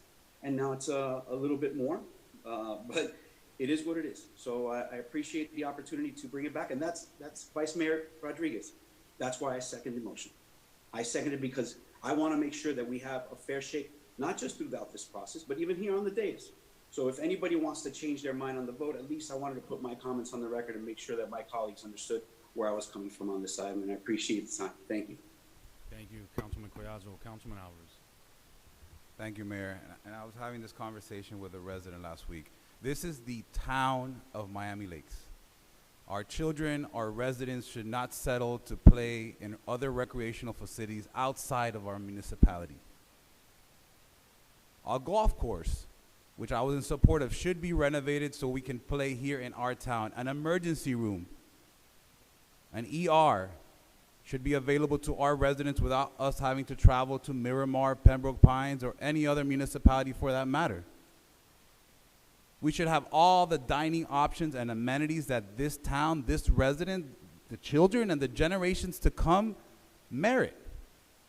And we've been able to accomplish that. That's coming. From Chelas to La Estrella to Corner 67 to Garrison. I don't want to have to leave Miami Lakes because I want all these amenities here for us. And when I say I, that's my opinion, but for a resident standpoint, and we've had this conversation, and some of these residents are here. We don't have to leave Miami Lakes because this is a great town, and our residents deserve all these amenities. And I think it's important, before we put a price tag, that we educate on this $25 million ask what our residents are going to get. What are their children going to have access to? And what are generations and generations and generations and generations to come have access to here in our town of Miami Lakes? So I am in support of the language being changed to the original with a slight modifications, because before I buy something, I want to know what I'm buying. And once I buy it, and once I see what I'm buying, then I'll decide, once I see what I'm going to buy, I'll decide whether I want to buy it or not. The campaign is important for all of you. But when you read this ballot, what am I getting for $25 million? And am I in support of this or not? And that's your decision to make. But as a body of this council, I think it's important for us to put the language first of what our residents will get for $25 million, as opposed to put the price tag first and then read it, right? If I'm a consumer, I want to see what I'm getting. I don't want to see what I'm paying and then decide whether I want to get it after. I want to see what I'm getting, and then I'll decide whether I want to buy it or not. And that's your choice. And you are the voice. And you will have the opportunity to vote on this item that will impact us now and for generations and generations to come. But I think it's important as a council for this to come before you in the proper posture, in the proper language, so you can make a decision for in the best interest of your family, in the best interest of the town of Miami Lakes, and for generations to come, whichever way it may go. That's like asking our chair from the Veterans Committee $10,000, and then you're getting this sculpture. No, you're getting this sculpture, but this is the price tag. That's the way it should be. That's the way the language should be written. So I am proud that we are bringing this back and giving you an opportunity to read the language of what you're going to decide to vote on at that price tag. So Mayor and Council, I will be in support of this item as it was originally presented, even though it has some substantial changes, as Vice Mayor Rodriguez had indicated. So I'll say a few words, and I'll go back around for another bite of the apple. Anybody that had anything that they didn't get a chance to say. So to me, growing up in Miami Lakes, now knowing that this issue's been talked about since I was a sophomore in high school. Now I'm a two-term mayor with 2 years left on my term. So I'm really happy that this is finally coming to fruition. In terms of let the residents, with Steve Herzberg was on point. Let the residents decide, educate them. One of the worst things that happened, I think, was back in '03. They put out a ballot question and they asked the residents, hey, do you want to borrow to improve Royal Oaks Park and Optimus Park? With no information, what is everybody going to vote? No. Without you educating people, being honest, giving them the facts, even if it's a tax raise, even if people say, you know what, I don't want to do it, that's fine. But let's put this ballot language, let's put this issue to rest, empower our residents. I trust our residents. Our residents are incredibly intelligent. But like Steve said, we have to just give the facts. I know we can't mail stuff out, but give out the facts. I think we could put stuff on our website or whatnot, but put the facts out on the website. Put whatever it may be. If it's a number of people we're not going to be happy with, but be transparent in that process. And I just want to reiterate, I believe as many residents, I would love to see on election day that 18,000 residents voted on this. I don't want to see less residents. Renters should vote. I want to see everybody vote on this item, hopefully. And I know that was one of the points that was made by the expert, that there's a possibility that this would increase voter turnout. So my ideal in this whole thing is empower the residents. They're incredibly intelligent. Give them the facts. Put it on our website, and really improve voter turnout. If 18,000 voters, which I believe were 19,000 voters, registered voters in the town, my hope is that they all vote for this and put it to rest, if they're in favor of it or if they're against it. But put it to rest. I mean, it's been way too long. I'm telling you, I was a sophomore in high school when this first was talked about in the original strategic plan for the town. You could talk to Wayne Slayton about this. I mean, he always talks about this, how this has been talked about even then. Our second strategic plan, our third strategic plan, even the update, it's still a priority. So to me, I'm just excited that people are going to be empowered to make the decision. But I do agree with Steve. We have to put all the facts on our website. Let people go out there and get as much information as they want. Be empowered in this process. And my hope is election day in November now that I see 100% of our registered voters vote on this ballot language. I think that would be, to me, incredibly important. I think the more people that participate, the better. So that's why I'm in favor of it. Let our residents vote. Put the information on our website. Hopefully more and more folks go on there. I wish we could send out information to educate folks. I think it's really, really important. But yeah, my hope is 19,000 registered voters participate in this. Not 8,000, not 5,000, not 2,000. All 19,000 registered voters in our town. That's my hope for this ballot. And put this issue to rest. If you want it, if you don't want it, the reality is going to get more expensive. It's going to get more difficult. They first could have done it at 4.5. Then they could have done it even at 10 at one point. Then at 18. Then we're still talking about it in 2022. We're heading into 2023. So empower our residents. I personally trust them, and I think our residents are incredibly intelligent, and they'll be able to sift through the information. So I'm in favor of it. Anyone else on? Yes, I know the Vice Mayor had his hand up. Oh, Councilwoman Ruano. Thank you, Mr. Mayor, and I appreciate everyone's thoughts. So I'm going to address Councilmember Fernandez first and foremost. To sit up here, to run for office, to sit on this dais, we have to have thick skin. So no need to apologize, no hard feelings. We're all very passionate. I've been passionate on this dais before. This is a contact sport. So no hard feelings. I want to make that clear. So I appreciate the apology, but unnecessary. I want to make a couple of comments regarding the election, and I do understand that you brought up that between your opponent and yourself, this was a major issue. It was a major issue between my opponent and myself as well. In my race, my opponent is a park supporter, and he always wanted to improve the Optimus Park, and I wanted to improve the Optimus Park at a lower price tag, and yet here I am, and he's not, right? So I guess the argument goes both ways. I don't particularly think that this park was the deciding factor in my race, but I did speak to a lot of people that do want to improve the park, but at a lower price tag. So much like Councilmember Dieguez expressed earlier, I do believe that this park needs renovations, and I believe so wholeheartedly, and that's why I voted for the language the way that I voted for it. I could have voted no. I could have just said no. I don't support this renovation at this price, and I don't even want the voters to decide. I could have just voted straight up no all the way. I have not done that. I want to give this ballot question a fair shot. But in no way, shape, or form, when I requested that we change the language around, in no way, shape, or form was I doing it in a nefarious capacity. I had no intention of making this less persuasive for the voter. We're all different types of consumers up here. I don't shop at the stores that I can't afford.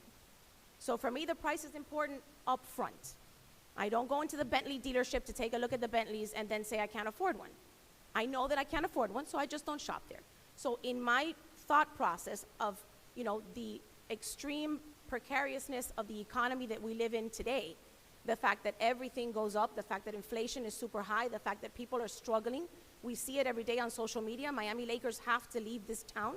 Mr. William Perez was here just the other day reading us some statistics about the amount of families that are on free and reduced lunches in the town of Miami Lakes for their children in school. So we do have families that are outside of our bubble that are struggling financially. We have, elderly people that are on fixed income where 10% inflation rate affects them tremendously. So my idea with changing this question around was simply telling people, this is going to cost you a lot of money. This is not just a small project. This is not, we're going to revamp a little bit. This is not, we're going to improve the health and well-being of Miami Lakers. This has a price tag. And that is why, to me, it was important, and I still consider it to be important. I just don't want anyone to think that I was trying to put this ballot question in a format where it wasn't going to pass. If that was my intention, I would have voted no to any and all language that has ever been presented up here. And as a matter of fact, the last time that it passed, I could have voted no, and it would have died entirely. So I just don't want that to be the perception. I'm the type of consumer that needs to see the price tag up front, and I do want this council to remember time and time again that no matter how many things we deserve, no matter what our children deserve, no matter what we feel that the community deserves, the community first and foremost has to be able to afford it. Because every time that I read about one family having to leave Miami Lakes because their rent was increased, because unfortunately renters are going to be the hardest hit. Renters don't have homestead exemptions. Renters don't have a 3% cap on their taxes. Renters have had their rents raised $600, $700, $800 a month. And then you see them bidding farewell to everyone on Facebook, and that breaks my heart. Because those families want to live in Miami Lakes, and now they can't afford it. And this impacts them as well. So again, no hard feelings. I'm okay with however this goes, and the voters will ultimately decide. But I did not intend anything negative or nefarious or to put this question in a bad position. I simply want to be careful and cautious when we are living in one of the most difficult economic times of our generation. Thank you, Councilwoman Toronto. Vice Mayor, then anyone else bite of the apple? If not, we're gonna then Councilman Diegues he said some amendments to clean up some language. No, I'm good. Yeah, no, I just wanted to clarify what I thought was a misunderstanding. When I was talking about the declining, popularity and whatnot, it wasn't just specific to the facility, but rather to the sport in general. When you look at viewership numbers and all that nationally and everything else, and just where all the attention is going locally with the new stadium at Melreese and everything else, I just think that soccer is really the way of the future in the next 30 to 60 years. I just wanted to clarify that. Yeah. And we have a beautiful soccer park in Royal Oaks. So let's get one on the other side. I actually wanted to mention something to Councilwoman Morano's point. I didn't think you did it in a nefarious manner. But what I do know is that we had an expert who does this for a living, and she came up here and she didn't say what most people have been saying that she said. What she said was that the successful ballots have been cast in the way that the manager and the staff presented it to us. So if I'm a proponent of this park, I want to put it in a way to the voters in line with the ballots that have been successful in the past. And that is why I decided that it's important that we change it back to the way the manager and staff presented it to us. So I just wanted to clear that up. And you mentioned about families leaving, but we have a lot of families coming in.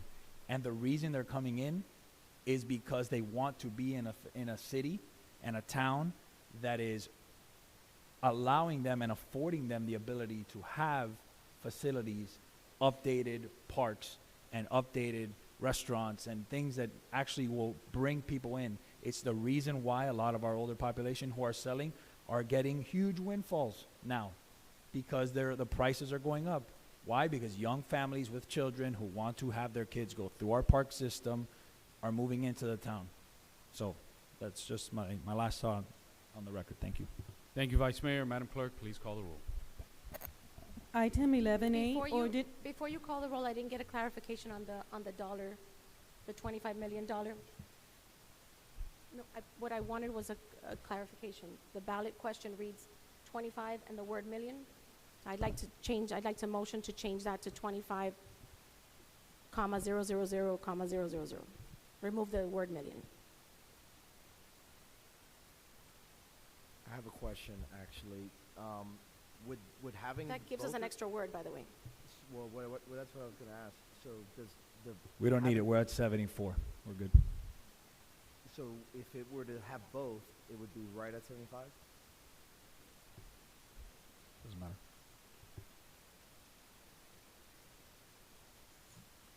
There's a failure to get a second. The motion fails. Madam Clerk, please call the roll. Ordinance in first reading, item 11A. Councilmember Fernandez. Yes. Councilmember Ruano. No. Councilmember Collazo. No. Councilmember Diegues. No. Councilmember Alvarez. Yes. Vice Mayor Rodriguez. Yes. Mayor Sid. Yes. The ordinance in first reading passes. Thank you, Madam Clerk. We're on to ordinances of second reading. All three of these are public hearings. You have item 12A, item 12B, item 12C. If there's anyone in the public wishing to speak on any one of these three items, on the budget, specifically on these three items, you can speak now. These are just three items. One is related to a budget amendment. The other one is a modification to the boats. It has to do with the hitch of the boats. And then the other one's the NSD ordinance. Seeing no public comments is closed. We're moving on to item 12A. An ordinance of the Town of Miami Lakes, Florida, amending ordinance 21-285 as amended by ordinance 22-292, amending the town's fiscal year 2021-2022 budget, providing for expenditure of funds, providing for amendments, providing for conflicts, authorizing the town manager to take all actions necessary to implement the terms and conditions of this ordinance, providing for severability, and providing for an effective date. Is there a motion on the table? Motion. Is there a second? Second. There's a motion and a second. Discussion on item 12A. Discussion on item 12A. Seeing none, Madam Clerk, please call the roll. Item 12A, Councilmember Alvarez. Yes. Councilmember Diegues. Yes. Councilmember Fernandez is absent. Councilmember Collazo. Yes. Councilmember Ruano. Yes. Vice Mayor Rodriguez. Yes. Mayor Sid. Yes. Ordinance in second reading, item 12A passes. Thank you, Madam Clerk. We're on to item 12B. An ordinance of the Town of Miami Lakes, Florida, amending Chapter 13, Article 6, Section 13-1606, titled Boats and Watercraft of the Town of Miami Lakes Code of Ordinance, providing for inclusion into the code, providing for repeal of ordinances in conflict, providing for severability, providing for inclusion in the town code, and providing for an effective date. Is there any I'll move it. Second. discussion on this? Any discussion? Seeing none. Any discussion? Seeing none. Madam Clerk, please call the roll. Ordinance in second reading, item 12B. Councilmember Collazo. Yes. Sorry, I wasn't expecting to be the first one called, but I'll slow on the mute, but yes. Councilmember Diegues. Yes.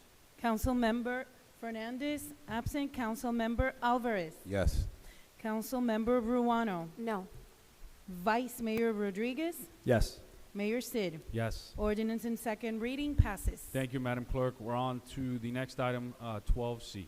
An ordinance of the Town Council of the Town of Miami Lakes, Florida, approving, adopting a non-ad valorem assessment role for neighborhood service districts, approving, adopting, and ratifying special assessment district rates for neighborhood service districts, including but not limited to security guard and multi-purpose maintenance, providing for severability and providing for an effective date. Are there any motions on the table? I'll move to adopt 12C. Second. Any discussion on item 12C? Item 12C. Discussion on item 12C. Discussion on item 12C? Yes, I do Councilman have a Collazo. comment, Mayor. Yes. Thank you, Mayor. Through the manager, Mr. Manager, I believe Mrs. Lucis brought forward the issue of the pricing variance between the device and the price that we're charging to the residents. I know herself and other residents have mentioned similar issues. I know we brought that up in our deliberations during the briefing, and I wanted to see if you could address that just for the benefit of the public. We've had public records requests asking for what did the clickers cost. The clickers, there's a cost to the actual clicker, and then there's a cost to the programming of the clicker, and that's why some people who may have gotten the price of just the clicker may think that the amount, the $25 that's being charged, is way over what the actual clicker costs. So there's a combined price. The $25 is in line with the total cost of providing the clicker. I think that's what you wanted. Is that correct, council member? Those were more or less yes, your remarks to me during the briefing, that the quote for just the device was significantly lower than what was being charged, but there were some other service fees or costs that were associated, which drove up the cost. The second thing, and I know it's come through various public comment, various resident requests, for individuals that have had more than two clickers and needed 3 or 4, how are we handling those situations or those requests? Yeah, those are being, the neighborhood service district voted that the district would provide 2 clickers to each household, and anything over 2 clickers would be charged at the $25 rate. So that's anything over the 2 clickers is being charged at $25 per clicker. Thank you. That's all my those are my only discussion points. Thank you, Councilman Collazo. Any further discussion on item 12C? Any further discussion on item 12C? Seeing none, Madam Clerk, please call the roll. Item 12C, Councilmember Diegues. Yes. Councilmember Ruano. No. Councilmember Collazo. Yes. Councilmember Fernandez. Yes. Councilmember Alvarez. Yes. Vice Mayor Rodriguez. Yes. Mayor Sid. No. Ordinance in second reading passes. Thank you, Madam Clerk. We're on to resolutions. Item 13A. A resolution of the Town Council of Miami Lakes, Florida, urging the School Board of Miami-Dade County and Miami-Dade County College to amend age eligibility requirements for access to publicly funded education for adults diagnosed with autism spectrum disorder over the age of 21, providing support to the Hope for Autism letter to Governor DeSantis, providing for instructions to the town clerk, providing for incorporation of recitals, providing for an effective date.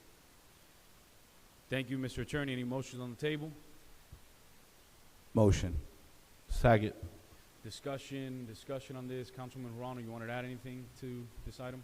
No, Mr. Mayor, just a great big thank you to everyone that's going to support this today. We have, since voting on this particular item to bring it forward, we have made great strides with both Miami-Dade Community College, well, I still call it Community College because I'm old, Miami-Dade College and Miami-Dade County Public Schools. A great big thank you to everyone that has collaborated with us, including the new Superintendent of Schools, Dr. Jose Dotres, who has been a dream to work with, and he supports this endeavor wholeheartedly. So thank you so much, Mr. Mayor, for bringing this up, and thank you to everyone that will support it. Thank you, Councilman Ruano, and thank you to Marilena for always fighting for those families to ensure that everybody's treated in an inclusive manner. With no further ado, Madam Clerk, please call the roll. Resolution item 13A, Councilmember Alvarez. Yes. Councilmember Collazo. Yes. Councilmember Fernandez. Yes. Councilmember Diegues. Yes. Councilmember Ruano. Yes. Vice Mayor Rodriguez. Yes. Mayor Sid. Yes. The motion passes. Thank you, Madam Clerk. We're on to item 13B. A resolution of the Town Council of the Town of Miami Lakes, Florida, amending the membership composition of Royal Oaks Neighborhood Service District Advisory Committee, providing for incorporation of recitals and providing for an effective date. Any motions on the table, Council? I'll move it. Seeing no second. I'll second it. No, you guys got to get a little faster. Hey, if I'm faster from Marco than everybody else you're on online. the He was on Zoom. We got you.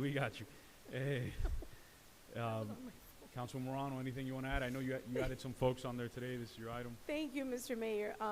No, I just appreciate the support. This item was in an effort to allow some members to serve on this committee that were outside the scope of the original language that we drafted, so I appreciate everyone's support. Thank you, Councilman Ruano. Madam Clerk, please call the roll. Councilmember Ruano. Yes. Councilmember Diegues. Yes. Councilmember Collazo. Yes. Councilmember Alvarez. Yes. Councilmember Fernandez. Yes. Vice Mayor Rodriguez. Yes. Mayor Sid. Yes. The motion passes. Thank you, Madam Clerk. We're on to the next item, 13C. A resolution of the Town Council of the Town of Miami Lakes, Florida, declaring as required by Section 200.065 Florida statutes, the town's proposed millage rate, rolled back rate, computed pursuant to 200.0651 Florida statutes, and the date, time, and place at which public hearings will be held to consider the proposed millage rate and the proposed budget for fiscal year 2022-2023, authorizing the town manager to change budget hearing dates if needed, directing the town clerk to serve this resolution on the Miami-Dade County property appraiser, and providing for an effective date. Thank you, Mr. Attorney. There's I'll a move it. motion. Second. I have discussion on my end, and I'm going to be offering up an amendment. Well, I'll just offer up my amendment, and I'll continue with the discussion. So I just want to make an amendment. The only way that I would vote to keep the millage flat is if we prioritize public safety. We haven't hired a police officer since Satori. We hired 2 new officers since Satori got built. Our population continues to expand. And before that, we had hired I think we've only hired 3 officers adding to our service in the years since we've been together. One time we didn't have any supervisors on midnight shifts, and we hired a permanent sergeant. Then when Satori got built, we hired 2 more officers. I'm going to make a motion that the #1 priority going forward for these funds, going forward for any surplus funds in our budget, has to go to hiring more police officers.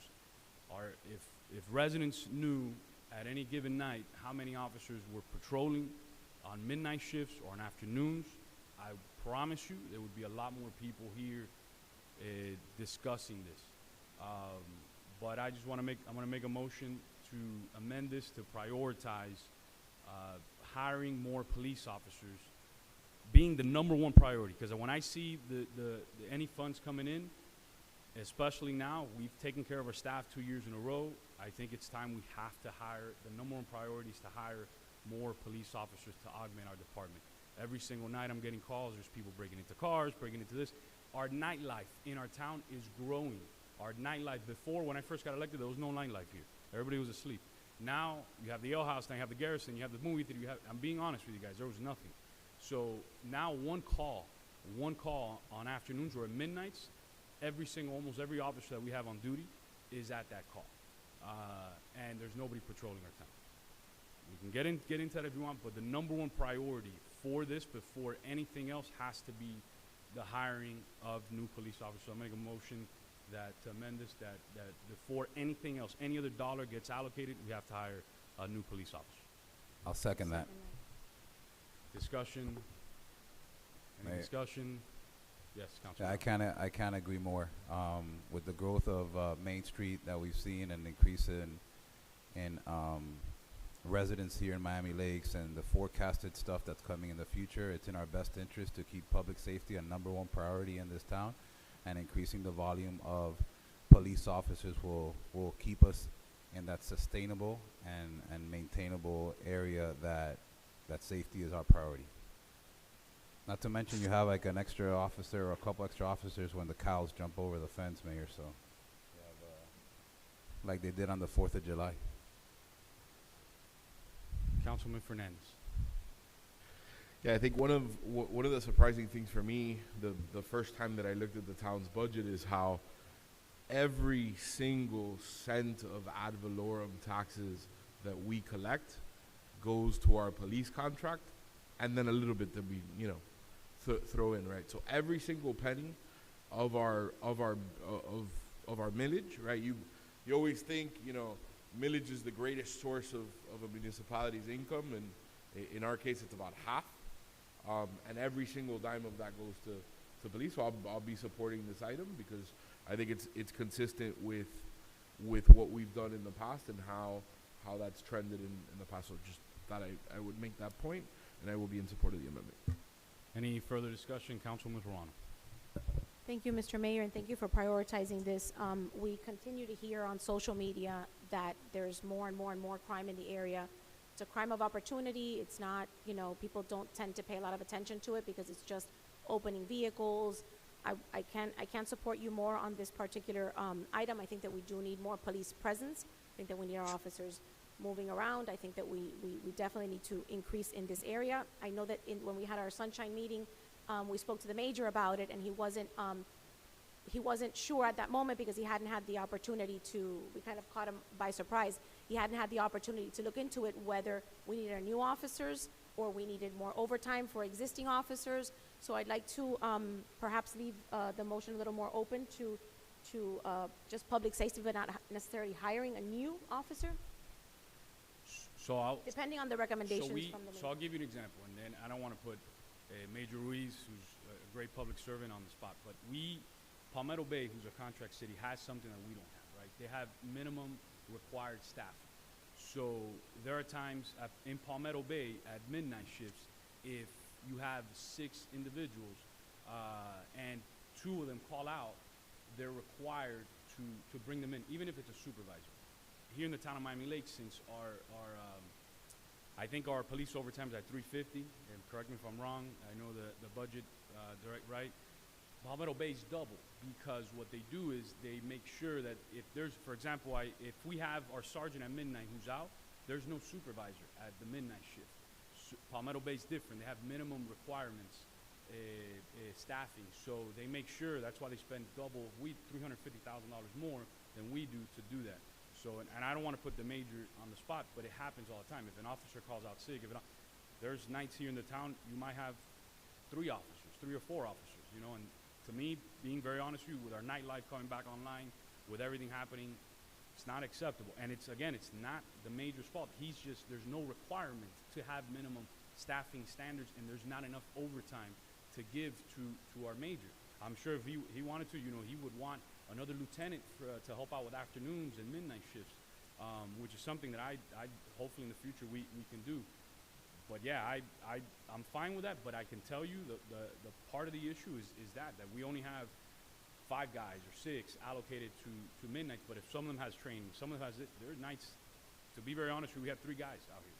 I mean, and there's a call, they're all 3 there, and when you talk about break-ins in communities, there's nobody patrolling the rest of the town, and it happens in our afternoon shift as well. And again, it's not, our major does an awesome job with what he's given, but he has half the amount of money in overtime that Palmetto Bay has, and Palmetto Bay has a requirement of the police department to have minimum staffing of their different shifts. We don't have that, and again, I'm not putting the major on the spot or anything, but it's just a fact. And the more that I've just, being the 10 years I've had on the dais, longer than our town manager, I've seen these things. I've been here with 4 majors, so, and how we've tried to improve it. We added that sergeant on midnights. That was when the town first incorporated for the first 12, 13 years, there was no supervisor on the midnight shifts. You literally had 4 officers just riding around, there was no supervisor. We made sure we added that. And then we added the 2 officers from Satori. Our day shift does an incredible job.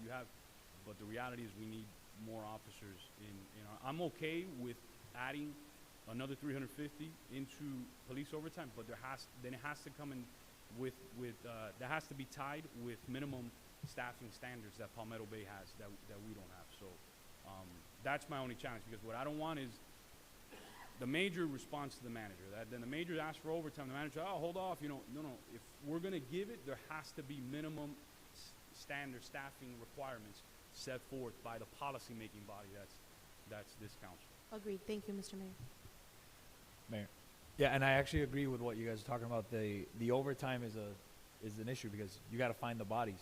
And I know I have friends that are either in fire or police, and they get called all the time. Oh, here's a call for overtime. Nope, I can't. I'm not available. This is my time with my family. So you can't expect them to always be on call for an overtime spot when someone has an emergency or has to call out sick or has a child that they need to take care of. So I think we just, to the mayor's point, we need more bodies. We need more bodies, more presence, and I think that's really what's going to help the residents out the most. So any further discussion on this amendment? Any further discussion on this amendment? Seeing none. Yes, Mayor, Councilman I Collazo, then Councilman apologize Diegues. for chiming in. I was present at the budget workshop, and I know you don't want to put the mayor on the spot, and I'm not going to ask him to come to the dais either to give his remarks, but you know, he was pretty clear on what he would benefit from, and he didn't necessarily give us the direction that he needed more officers. What he did give us a direction was that he could better use overtime funds. So I'm more in line with what Councilwoman Ruano was suggesting, which is, you know, he's the expert, right? He's the one that we have in charge of our police services, and have him come back with a plan and see what that looks like before pigeonholing us into any particular position. So that's why I agree with Councilwoman Ruano. I'd like to hear what his plan is. You know, I would love to see more bodies, but I'd like to hear from him as well. And maybe he needs some time to develop that plan and bring it back to us in second reading. So I'm going to support the item, but I'd like to hear from him as well. Absolutely. It has to come back to us, and it'll come back with a plan, but... This is just a resolution. All we're doing here is setting the cap on the millage. Yes. The budget, this is only read once. You set the cap, we send the number to the property appraiser. The budget hearings will take place. Well, this item also sets the hearing dates, so the public, the budget hearings will be in September. But there's enough direction from the entire council to bring back a game plan, but to prioritize public above everything else. This council has done a great job taking care of our employees 2 years in a row, voting for COLAs, but above everything, the council right now is being very clear that we have to prioritize public safety. Right, and then whatever's left over, we can talk to our staff, but we have to and look at, we always talk about best practices, but I'm fine with going with a different route, but we have to set minimum staffing standards. I'm not gonna give overtime dollars and then it's not utilized. No, we have to have, there has to be 5 people at midnights at the very least. You know, there can't be this whole thing of 3 folks, you know, on midnights happening again. And again, it's not our major spot. He's dealing with whatever he has in his authorities. Councilman Diegues. Thank you. Through the chair to the clerk, can you read back the amendment? Yes. The amendment by Mayor Sid, seconded by Councilmember Alvarez, is to prioritize, to make it our #1 priority, that it has to bring back more police officers, priority #1 for any new allocation of funds. At the end of the conversation or the discussion, it was also added minimum standards and that overtime is not working.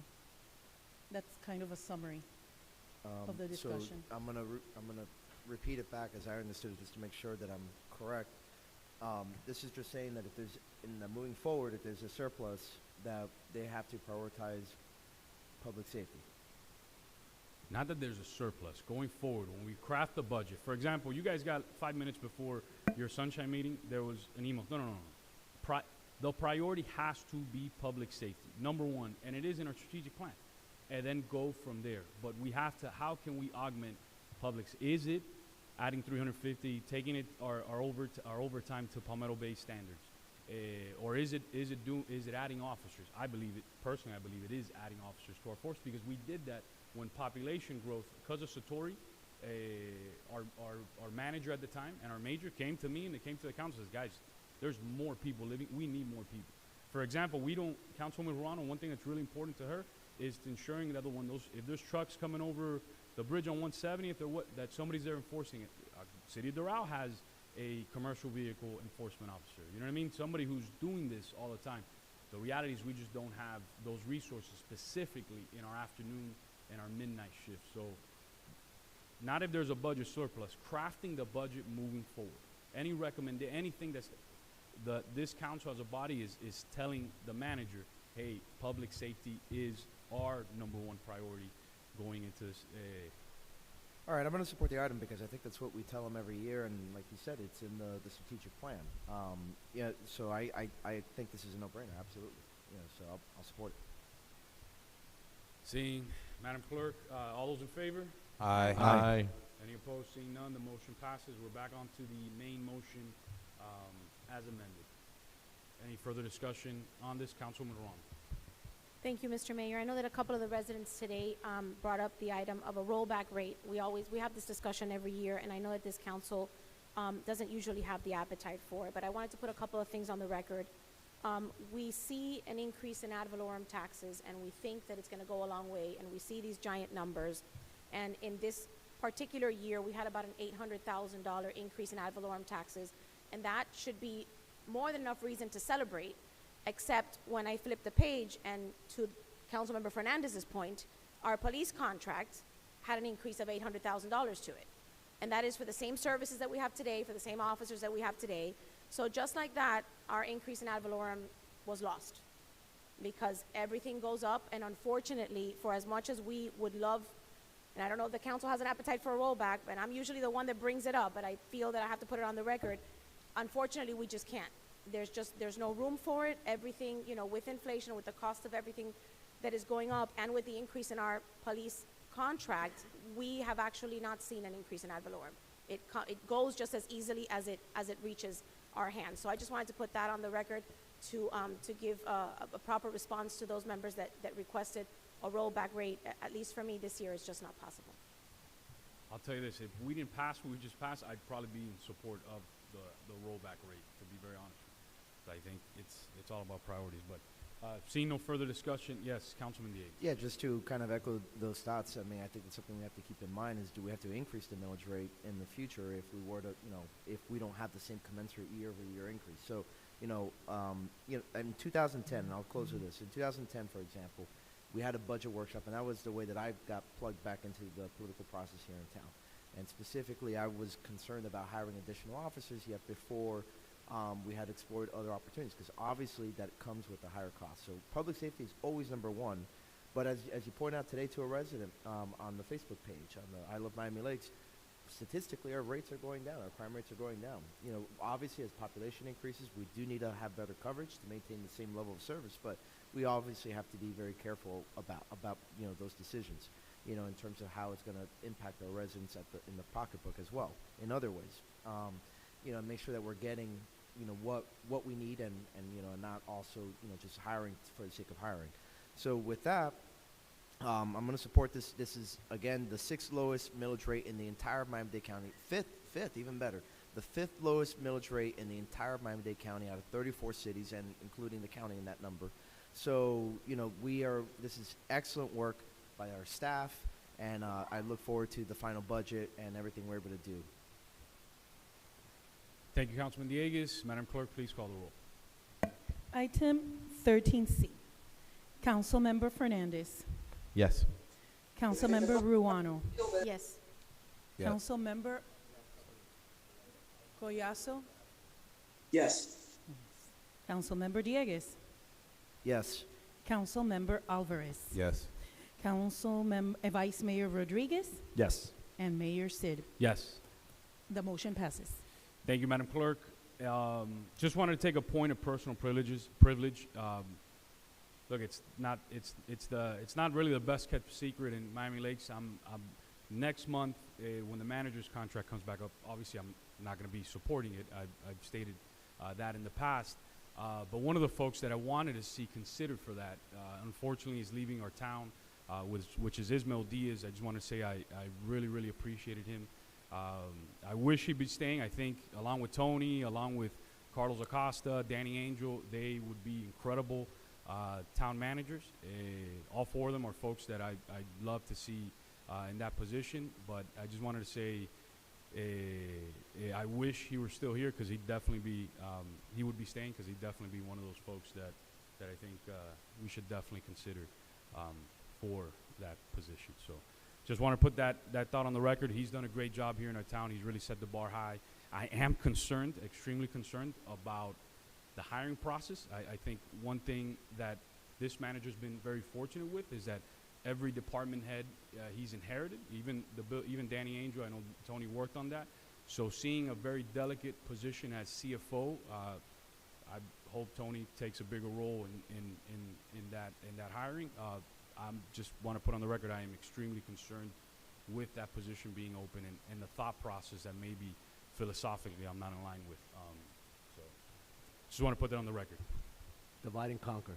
Great leadership skills. Thank you, Edward. It's the parking manager, but we won't get there. We won't go there. And moving forward, item 14B, use of town facilities by homeschool facilities. Thank you, Mr. Mayor, and I'm really glad that the gentlemen from the Education Advisory Board are still here, because this is something that's right up your alley. There is a group of parents that homeschool their children in the town of Miami Lakes and surrounding areas that reached out to me with regards to using our town facilities once a month or so to have some of the activities that the children do together as a group. Things like a career day or special presentations that they do as a group. They would like to use our town facilities. So the manager was gracious enough, and Jeremy, I don't see him in here, but they met with me and this particular mom. She is an educator herself, and she has chosen the route of homeschooling, and so she works with other parents that do the same, and they were gracious enough to meet with us. Jeremy was going to be looking into the facility that they're using currently in Miami Springs, where they have access to the facility once a month to see how it is that Miami Springs caters to them and makes this possible. And I wanted to put her in contact with you in the future because I recall my years on the Education Advisory Board where we made wonderful things happen, but I don't think that we ever tapped into the homeschooling group. I think it's a group of students that are kind of hard to reach, and we don't really know where they are, so they're not really serviced as much, I guess, as we can. So I wanted to put her in contact with you, and perhaps you in contact with Jeremy is back. With Jeremy to see how we can assist this group of parents. They're currently meeting in Miami Springs. I don't see why they can't use our town facilities to do the same thing. So I think that collaborating together, and I'd love for you guys to reach out to the homeschool community that we haven't really had access to in the past. Thank you. Motion. Thank you, Councilman Morano. It's been motioned and seconded.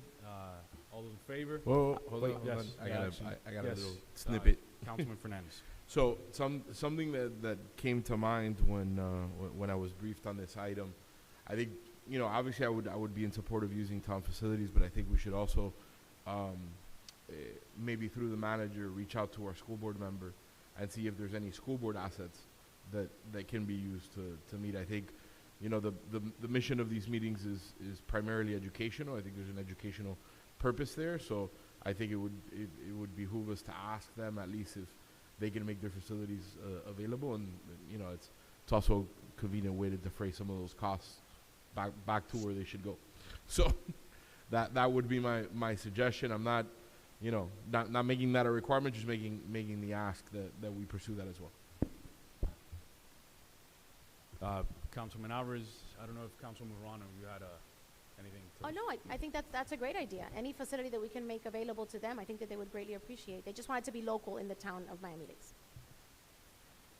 I just want to say, I prefer that you can look into that, because I do know the amount of kind of red tape that you have to go through that. So what I would hate is that you're looking into that and kind of pausing Miami Lakes and then not offering. August is right around the corner, not this homeschooling. So my preference, if that's okay, is for you to provide the homeschooling facilities in the town of Miami Lakes, and concordantly working with the school board and other identified Miami-Dade County public schools where that option may also be made available. Not do it kind of simultaneously where August will come and then they don't have a homeschooling.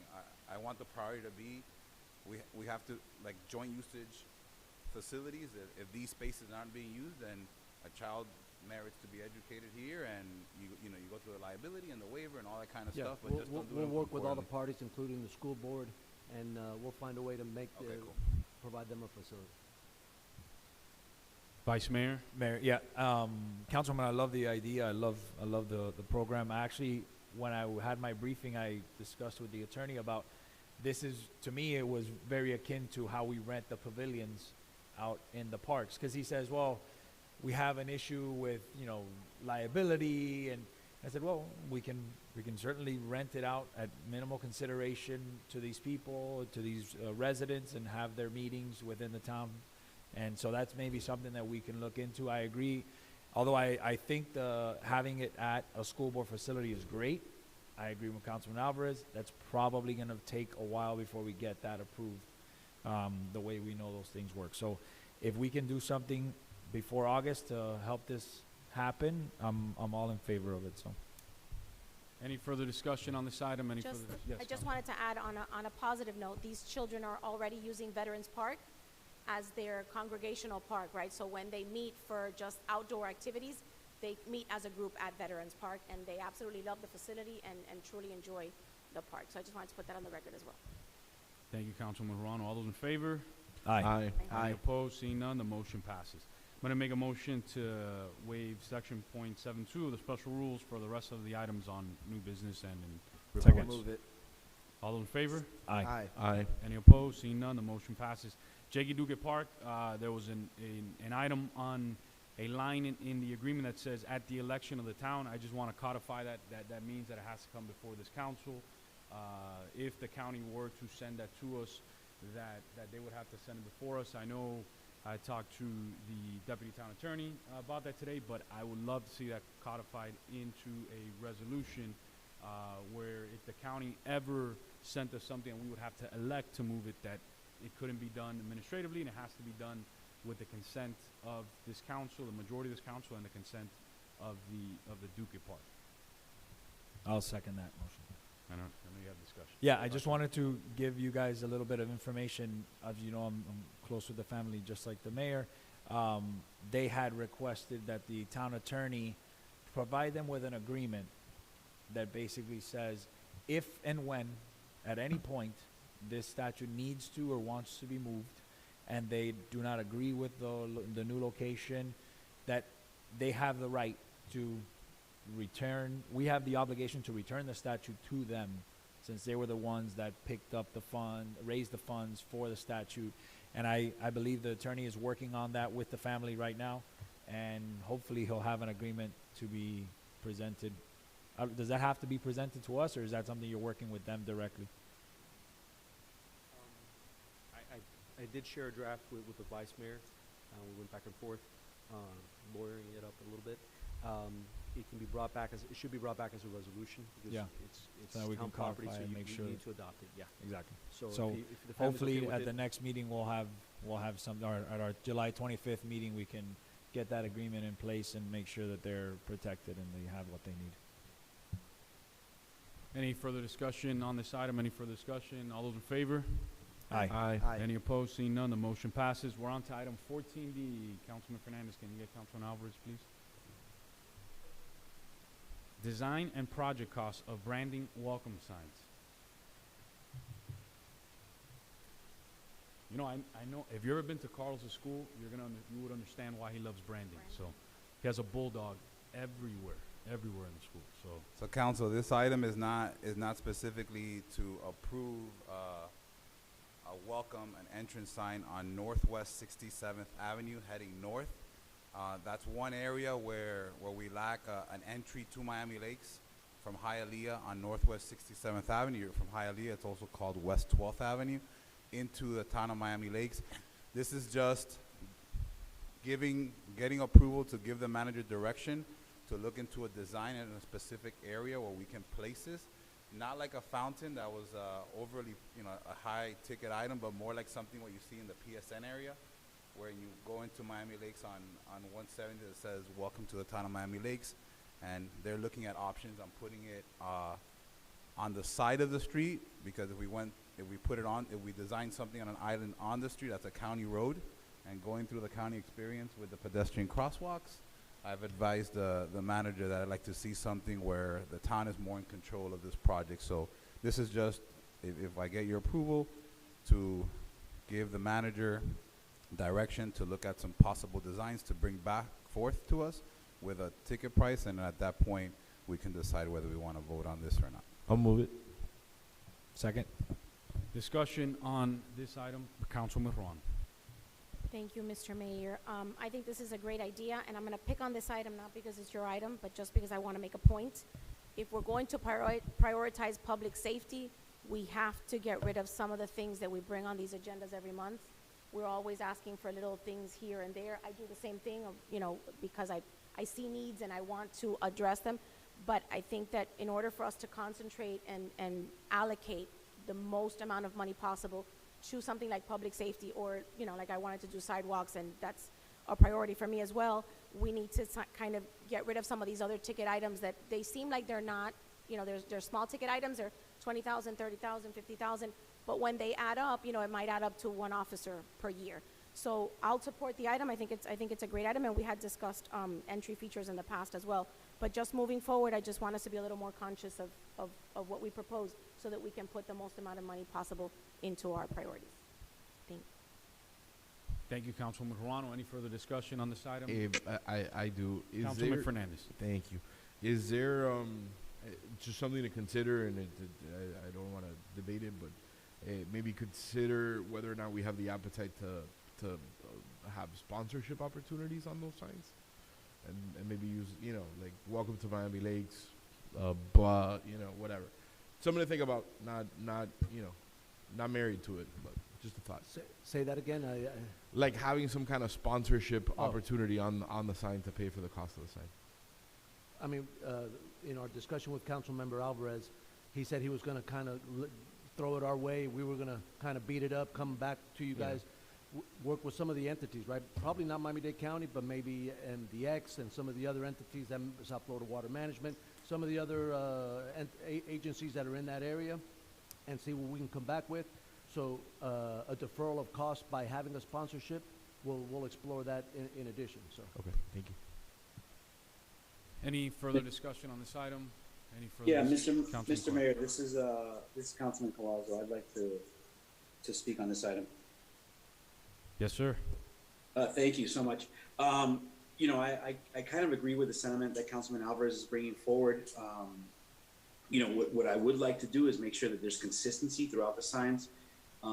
This wouldn't be the first time that we have entry features at some of the points of entry, and I know we went through a lot of cost to make sure that they were consistent in the past. So I want to make sure that they're consistent at all the avenues that are coming in. So I know that the Miami-Dade library system is doing a project there as well, and they talked about possibly relocating the sign that was Windmill Gate, at least on that portion of 67. So anything that we can do to kind of work with other entities, kind of to dovetail on what Councilman Fernandez was suggesting, but again, being consistent with the other branding in Miami Lakes, I would appreciate. Thank you. Any further discussion on this item? Any further discussion? Seeing none, all those in favor? Aye. Aye. Any opposed? Seeing none, the motion passes. Next item is my item. Just wanted to read some of our LPR statistics. Since January, we had 1 arrest for a fugitive warrant, 5 stolen tags that were recovered, 3 stolen vehicles recovered. Bank robbery suspect was identified with our LPR, worked with FBI to arrest him. We caught a bunch of subjects. We got a subject that was looking into vehicles, and his car triggered the LPR. We got another felony vehicle, which is really concerning, an individual who committed violent crimes in another community. We caught him because of our LPR, and he was around the town, and that is due to the LPRs. But, and now I have to be very honest, and without pointing the sides of the town, there's one area of our town that has none.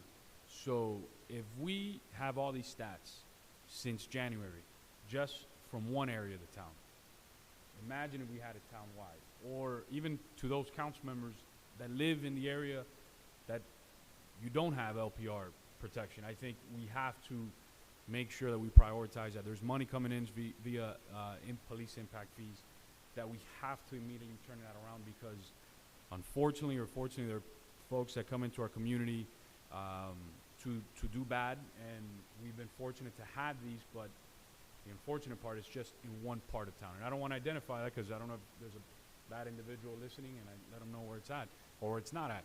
But there is an entire area of our town that we have none. So just want to codify it, because although we've said this many times and we made motions, I want to make sure that the moment those police impact fees come in from the Banco Popular building, they come in from the senior village, they come in from the golf course, they come in, that they immediately get installed, have our LPRs installed in that part of town that there aren't any. So, and I think just the proof is in the pudding. There's just way too much activity that we've caught because of it, and thankfully our crime rate is low because of that. So I just want to make a motion just to codify that all police impact fees moving forward until we finalize the LPR net have to go to immediately funding that LPR program. I'll second I'll that. second the motion. Councilman Collazo. Yeah, just wanted to understand a little bit more about what do we have left in the network? Because I know at one point in time, we talked about permanently installed cameras, some are on trailers, the technology has changed, there's some now that are rental systems. So I wanted to see, I completely support the motion, completely support the item, Mr. Mayor, and I think that creating that safety net around the communities, not so much in some of the NSDs, but around the entire community of Miami Lakes, I agree with. How much is left and what is that cost to the taxpayers? No, what does that cost to developers who pay impact Correct. fees? It doesn't cost taxpayers. It doesn't cost taxpayers anything. What is the total amount of impact fees that we need to collect to create that safety net you're talking about? It depends. I mean, I'm sure the major can talk about it, but I know one of the last quotes we got was about $6,000 per camera. I don't know if the major wants to jump in. They're about $6,000 per camera. I see him shaking his head. I don't know if you want to jump into that. But the prices are going down. As technology improves, the prices are going down actually very quickly. That's what I'm trying to get to. I'm just trying to get to a bottom dollar so that when we know when the entire system is set up, that we're there, that we've reached that point. So if it's $6,000 per camera, how many more cameras do we need? With the impact fees coming in just from the golf course alone, I saw that impact. It'll fund the rest of the net. I mean, that's perfect. So after this vote, the entire net should be in place. Great. I'm completely supporting the item. Thank you. Any further discussion on this? Any further discussion? Seeing none, all those in favor? Aye. Aye. Aye. Any opposed? Seeing none, the motion passes. So, wanted to bring this up. Orlando Hernandez, a resident who lives across from Veterans Park, brought this up to me. I know that there's a bike rack outside, but I know our grant writer is always looking for different ways, and there's always funds in the Danny Andrew, you have the solution to that? The bike rack? I saw him pointing at you, no? Oh, got it. Oh, I was about to say, if you had so Orlando Hernandez asked if we could install a bike rack inside of the park. If we could find grant funds, if there's funds left over from our Parks Department this fiscal year that we could fund that. I know he asked for that, maybe closer to the park. I went by there and there is one, I think, outside the park or right in one of the entrances of the park, but I know he had asked for one, I'm guessing, in front of the community center. So he called me and asked for that. So I promised him I was going to put it on the agenda, and that's what I'm doing. So I just want to make a motion that when funds do become available via grant, or if there's any leftover funds towards the end of the fiscal year, not adding this as a new item like Councilwoman Verano said, but if it comes up via grants or money that's left over, I just want to make sure that we install that bike rack for Orlando Hernandez and his neighbors that asked for it. So I just want to make that motion. Second. Discussion. Yep, I got a little bit. Councilman Fernandez and Councilman Verano and Councilman Villegas. So, not to relive the horrors of dog poo gate, right? I think we all have scars from that. But I think we need to work on the location of the bike rack, because one of the issues that we have is that we do have people that use the walking track at the park to bicycle, and that's prohibited, right? So I think we want to install the bike rack so that people can go to the park and leave from the park, but discourage, people using the bike on the bike rack, or consider allowing bikes on the rack, but not on the track, not providing the amenity and encouraging behavior that's not allowed. I think that sends mixed missiles. So that's just my comment. Councilwoman Verano. I'm sorry, and I was just signaling support. I wasn't. Thank you. All those in favor? Aye. Aye. Any opposed? Seeing none, the motion passes. We're on to the next item, item 15A. I did have something to report, but I'll wait till August. I think the manager's read enough, and ya me estaba tirando bulla enough today, so I'll leave him alone, and we'll bring that up next month. Ya está rojo suficiente. We all appreciate that. Mr. Mayor, point of personal privilege. My device is gonna run out of charge, but you know, with regard to this particular item, and I think you just raised the point. I want to make sure that this is not an item that's constantly on the agenda to tirar pullitas at the manager. And you know, I know that that's the word that you referenced, and I want to make sure that that's not the behavior we're engaging in as a body. And you know, I understand the tensions are high, and I want to make sure that we're doing the best to be the keel, so to speak, to right the ship. So just wanted to make that point. You know, Thank you, I think Councilman Collazo, and I understand that you're in a very unique and precarious position, so I understand why you always come out and defend the manager, but I'll be very honest with you. One of the things that really, really, really upsets me and I get bothered by is that we pass something on this dais, and maybe some council members don't. If you think back, and the reason I started bringing this up, if you think back at that council meeting, and you voted no, where we made a motion to say, hey, if a council member wants to talk to a staffer, based on our charter, that you have to pass a resolution. And that's exactly what we did. Talk to the attorneys. I put it on the agenda. We passed a resolution. And you know what the manager did without telling us? He sent out a standard operating procedure to our staff members, treating them like kids, telling them that if I walk up to them, that they would have to not answer me. If I ask them a question, hey, look, your department, what's going on with this department? They would just look at me and then send an email to the town manager and then letting him know. That wasn't the intent of the council. But if I don't hear that from staff members telling me this, then I wouldn't be able to report on this. So the only reason I bring this up is because when another rule gets built internally in our city hall here, and I'm not told about this, and I walk around and I'm used to a different culture, yes, I am going to bring this up. And the reason I'm not reporting on it today, because yes, I've been very clear. I want to change, go on a different path in administration. So I understand that he got upset. He was tirando mi pollitas. But the reality is I put this on the agenda because when it's been the council's intent on something, he's made internal rules. He's treated our staff like kids when it comes to us. Yet I've known some of these staffers way before a manager, and we've had a working relationship. Yet he sent them a prerogative saying that if they did not follow those rules, that they can be fired. Yet that was not the intent of this council. And I have staff members, some of them who I know, who get nervous when they see us because they think that if we talk to them, the manager sees them, that there's going to be an issue. So yes, I am going to continue reporting on this. I was being facetious, I was being nice, not going to report on this, but 100% I'm going to report on this. My point was just for decorum and to continue to be the keel and the even wheel that continues to drive this town.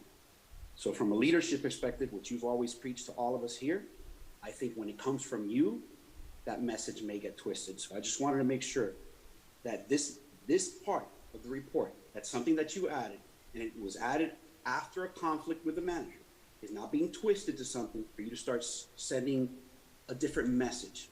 You made your point clear. I think we've all gotten it, but as a body, we need to make sure that we're acting in that. The charter is very, very clear who drives this ship, and it's the manager. This is not a strong mayor form of government. So, till now. Again, by the way, we drive the ship on behalf of the people. The manager makes sure that the engine is moving forward. We set the policy. We are the policymakers. We drive the ship. I'm not saying I drive the ship. I got you. I just seen you triggered on this item, and I just wanted to make sure that we as a body are doing what we need to do to make sure that we keep the ship right. The proof is in the pudding, man. Look at the approval ratings from our residents last time we did it, and I'm sure you do it again.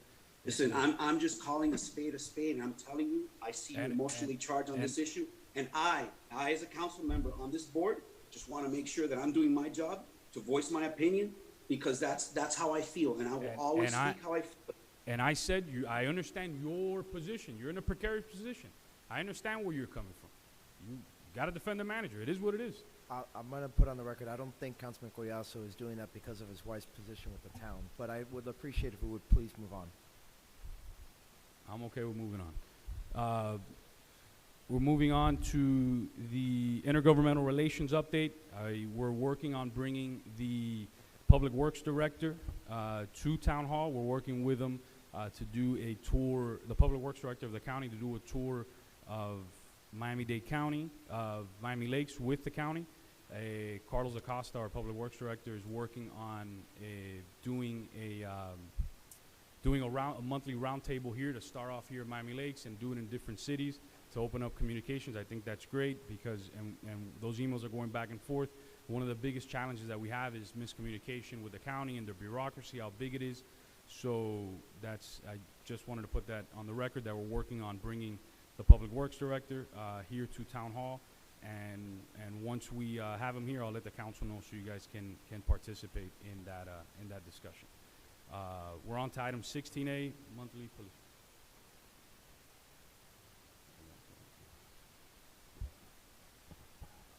I just have a quick council member report prior to the major coming up. I spoke with the manager on the topic of public safety. We know we had requested a left turn signal on Northwest 154th and Montrose. They came back, the county, and said that they can install it. So if we can all reach out to Commissioner Rene Garcia to put that on a priority list. We've seen obviously the slew of accidents that have happened on that intersection, and going into the new school year, this is not something that I want to see take 2 years to accomplish. So we can reach out to Rene and tell him that we're in dire need. If he can move this left turn signal on 154th and Montrose, I would appreciate it. So I'm just reaching out to you guys to see if we can communicate that to him in the masses. Thank you. We're on to item 16A, monthly police report, Major Ruiz.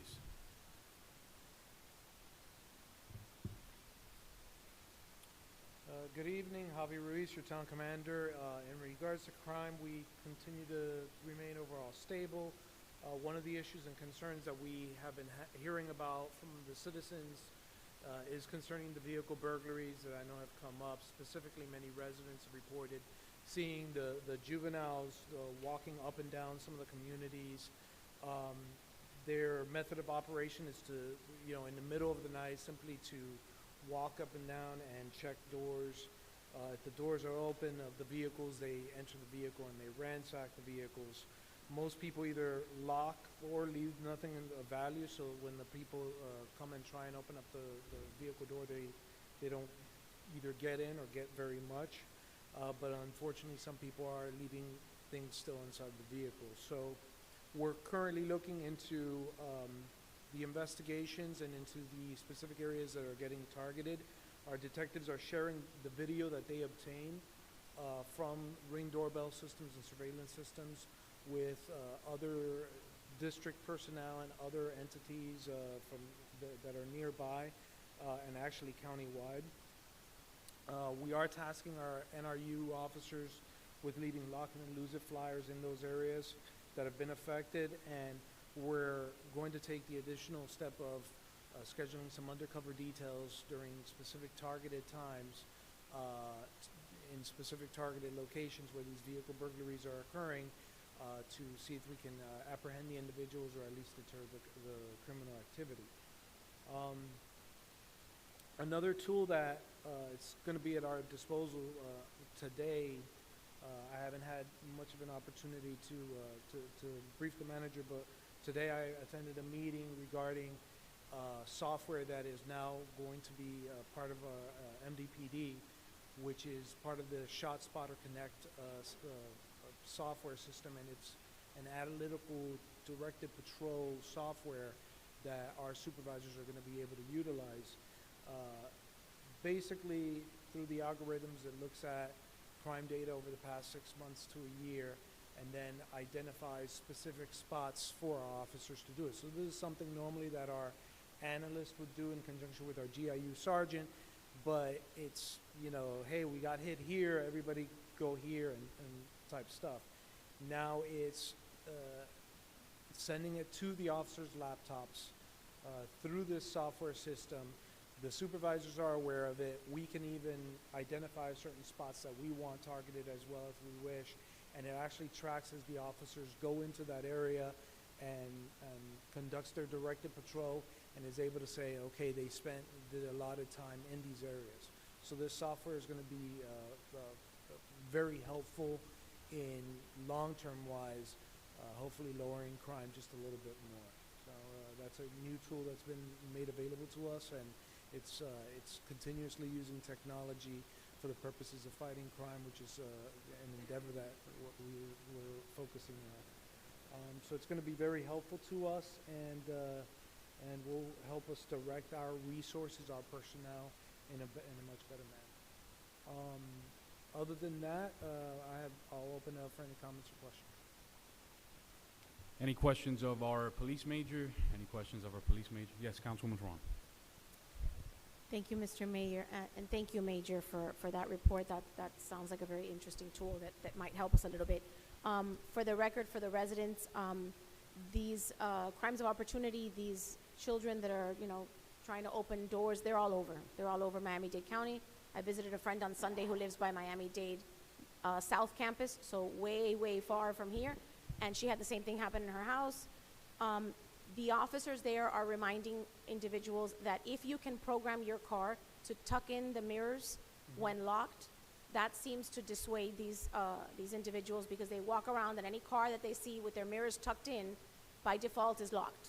Right. And so they don't even approach it. So in this particular residence, there was 2 vehicles, one that had the mirrors tucked in, they didn't even look at it. They went and tried to open the other one because they thought that it was open. So if we can add that to our campaign, some people, these particular friends of mine, the husband programmed his car. He didn't know that he could program it to do that when locked. So it helps a little bit just to kind of, if your cars look like that, they might just walk past your house and not even try it out. So I really appreciate if we can add that to our campaign. One of the things that we had discussed a while back was with a chase that happened where the suspect was apprehended. I believe that there was a helicopter involved and whatnot.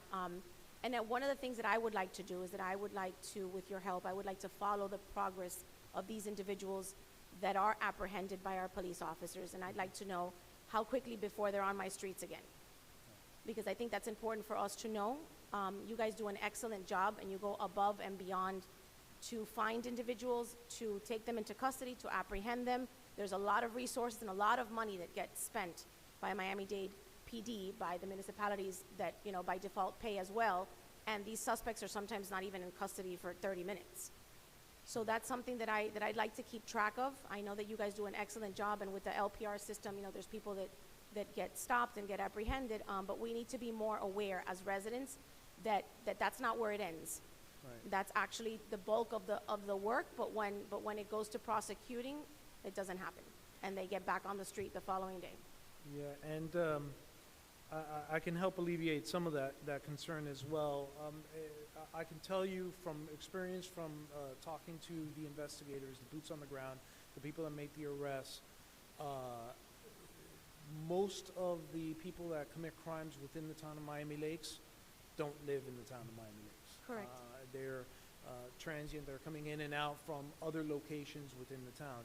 And the fact that we capture them within the town, pretty much, when you fall into that trap, you kind of try and avoid the area where you were taken into custody. So a lot of them don't really come back. Now, we are able sometimes to identify specific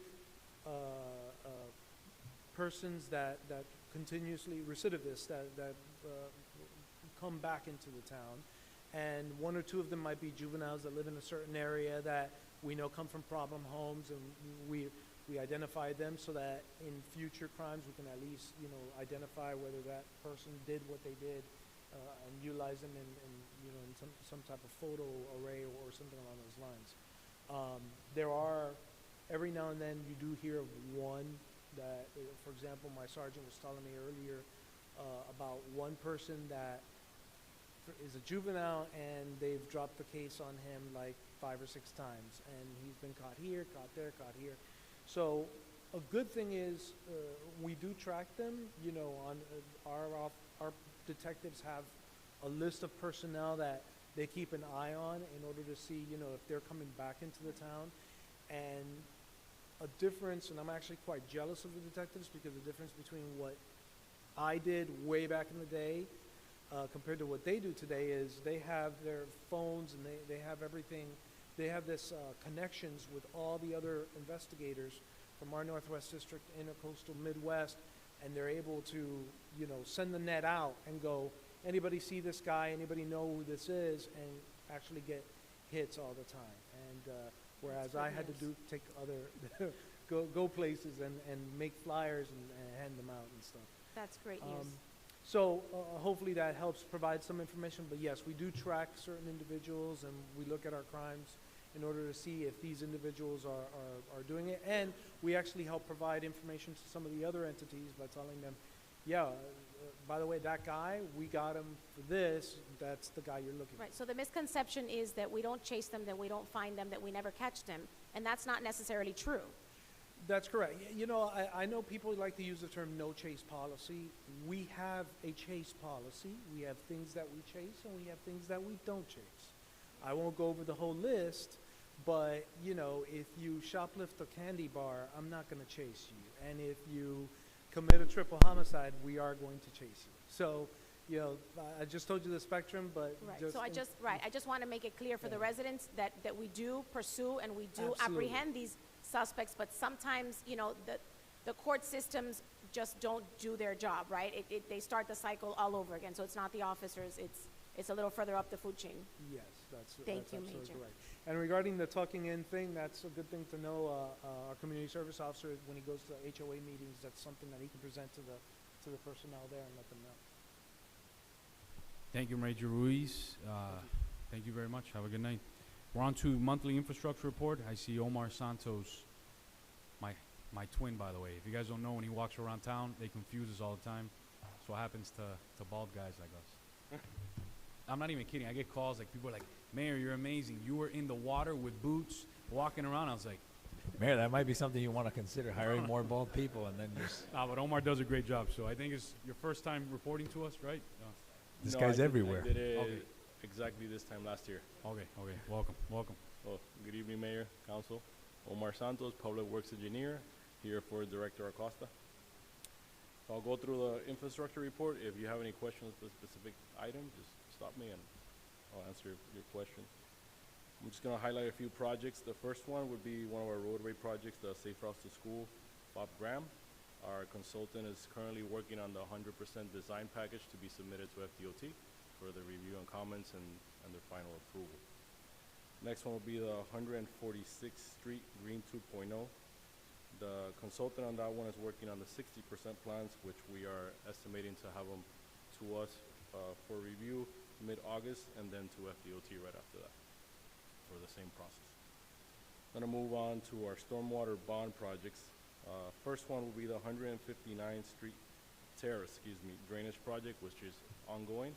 Is on schedule to be completed before the school year starts in the same area, the Bob Graham Education Center. So we're happy about that.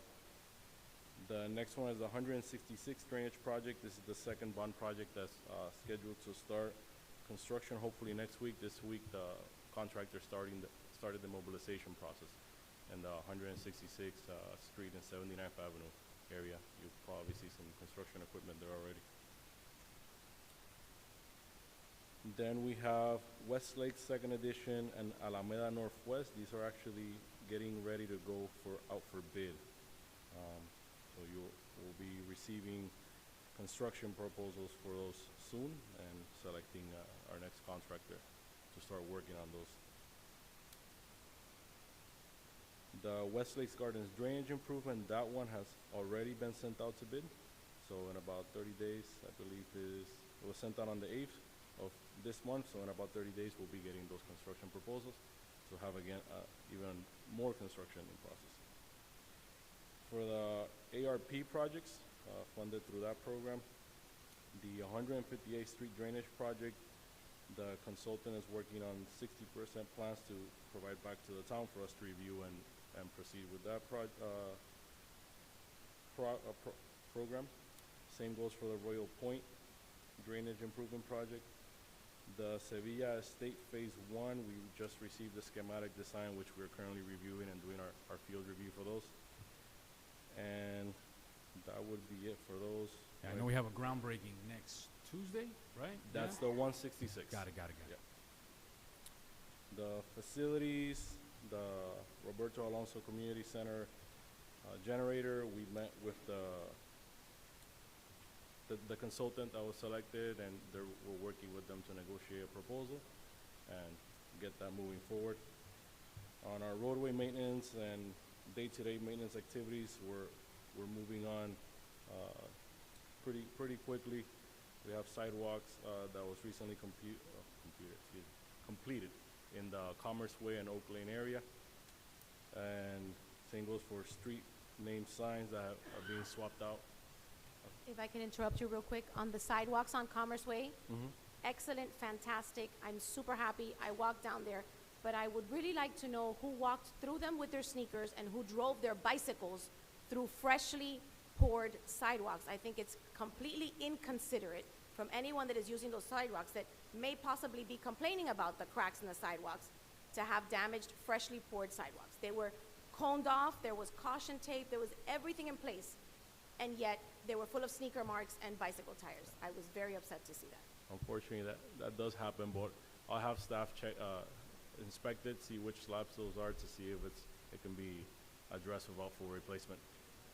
That's what I'm gonna check.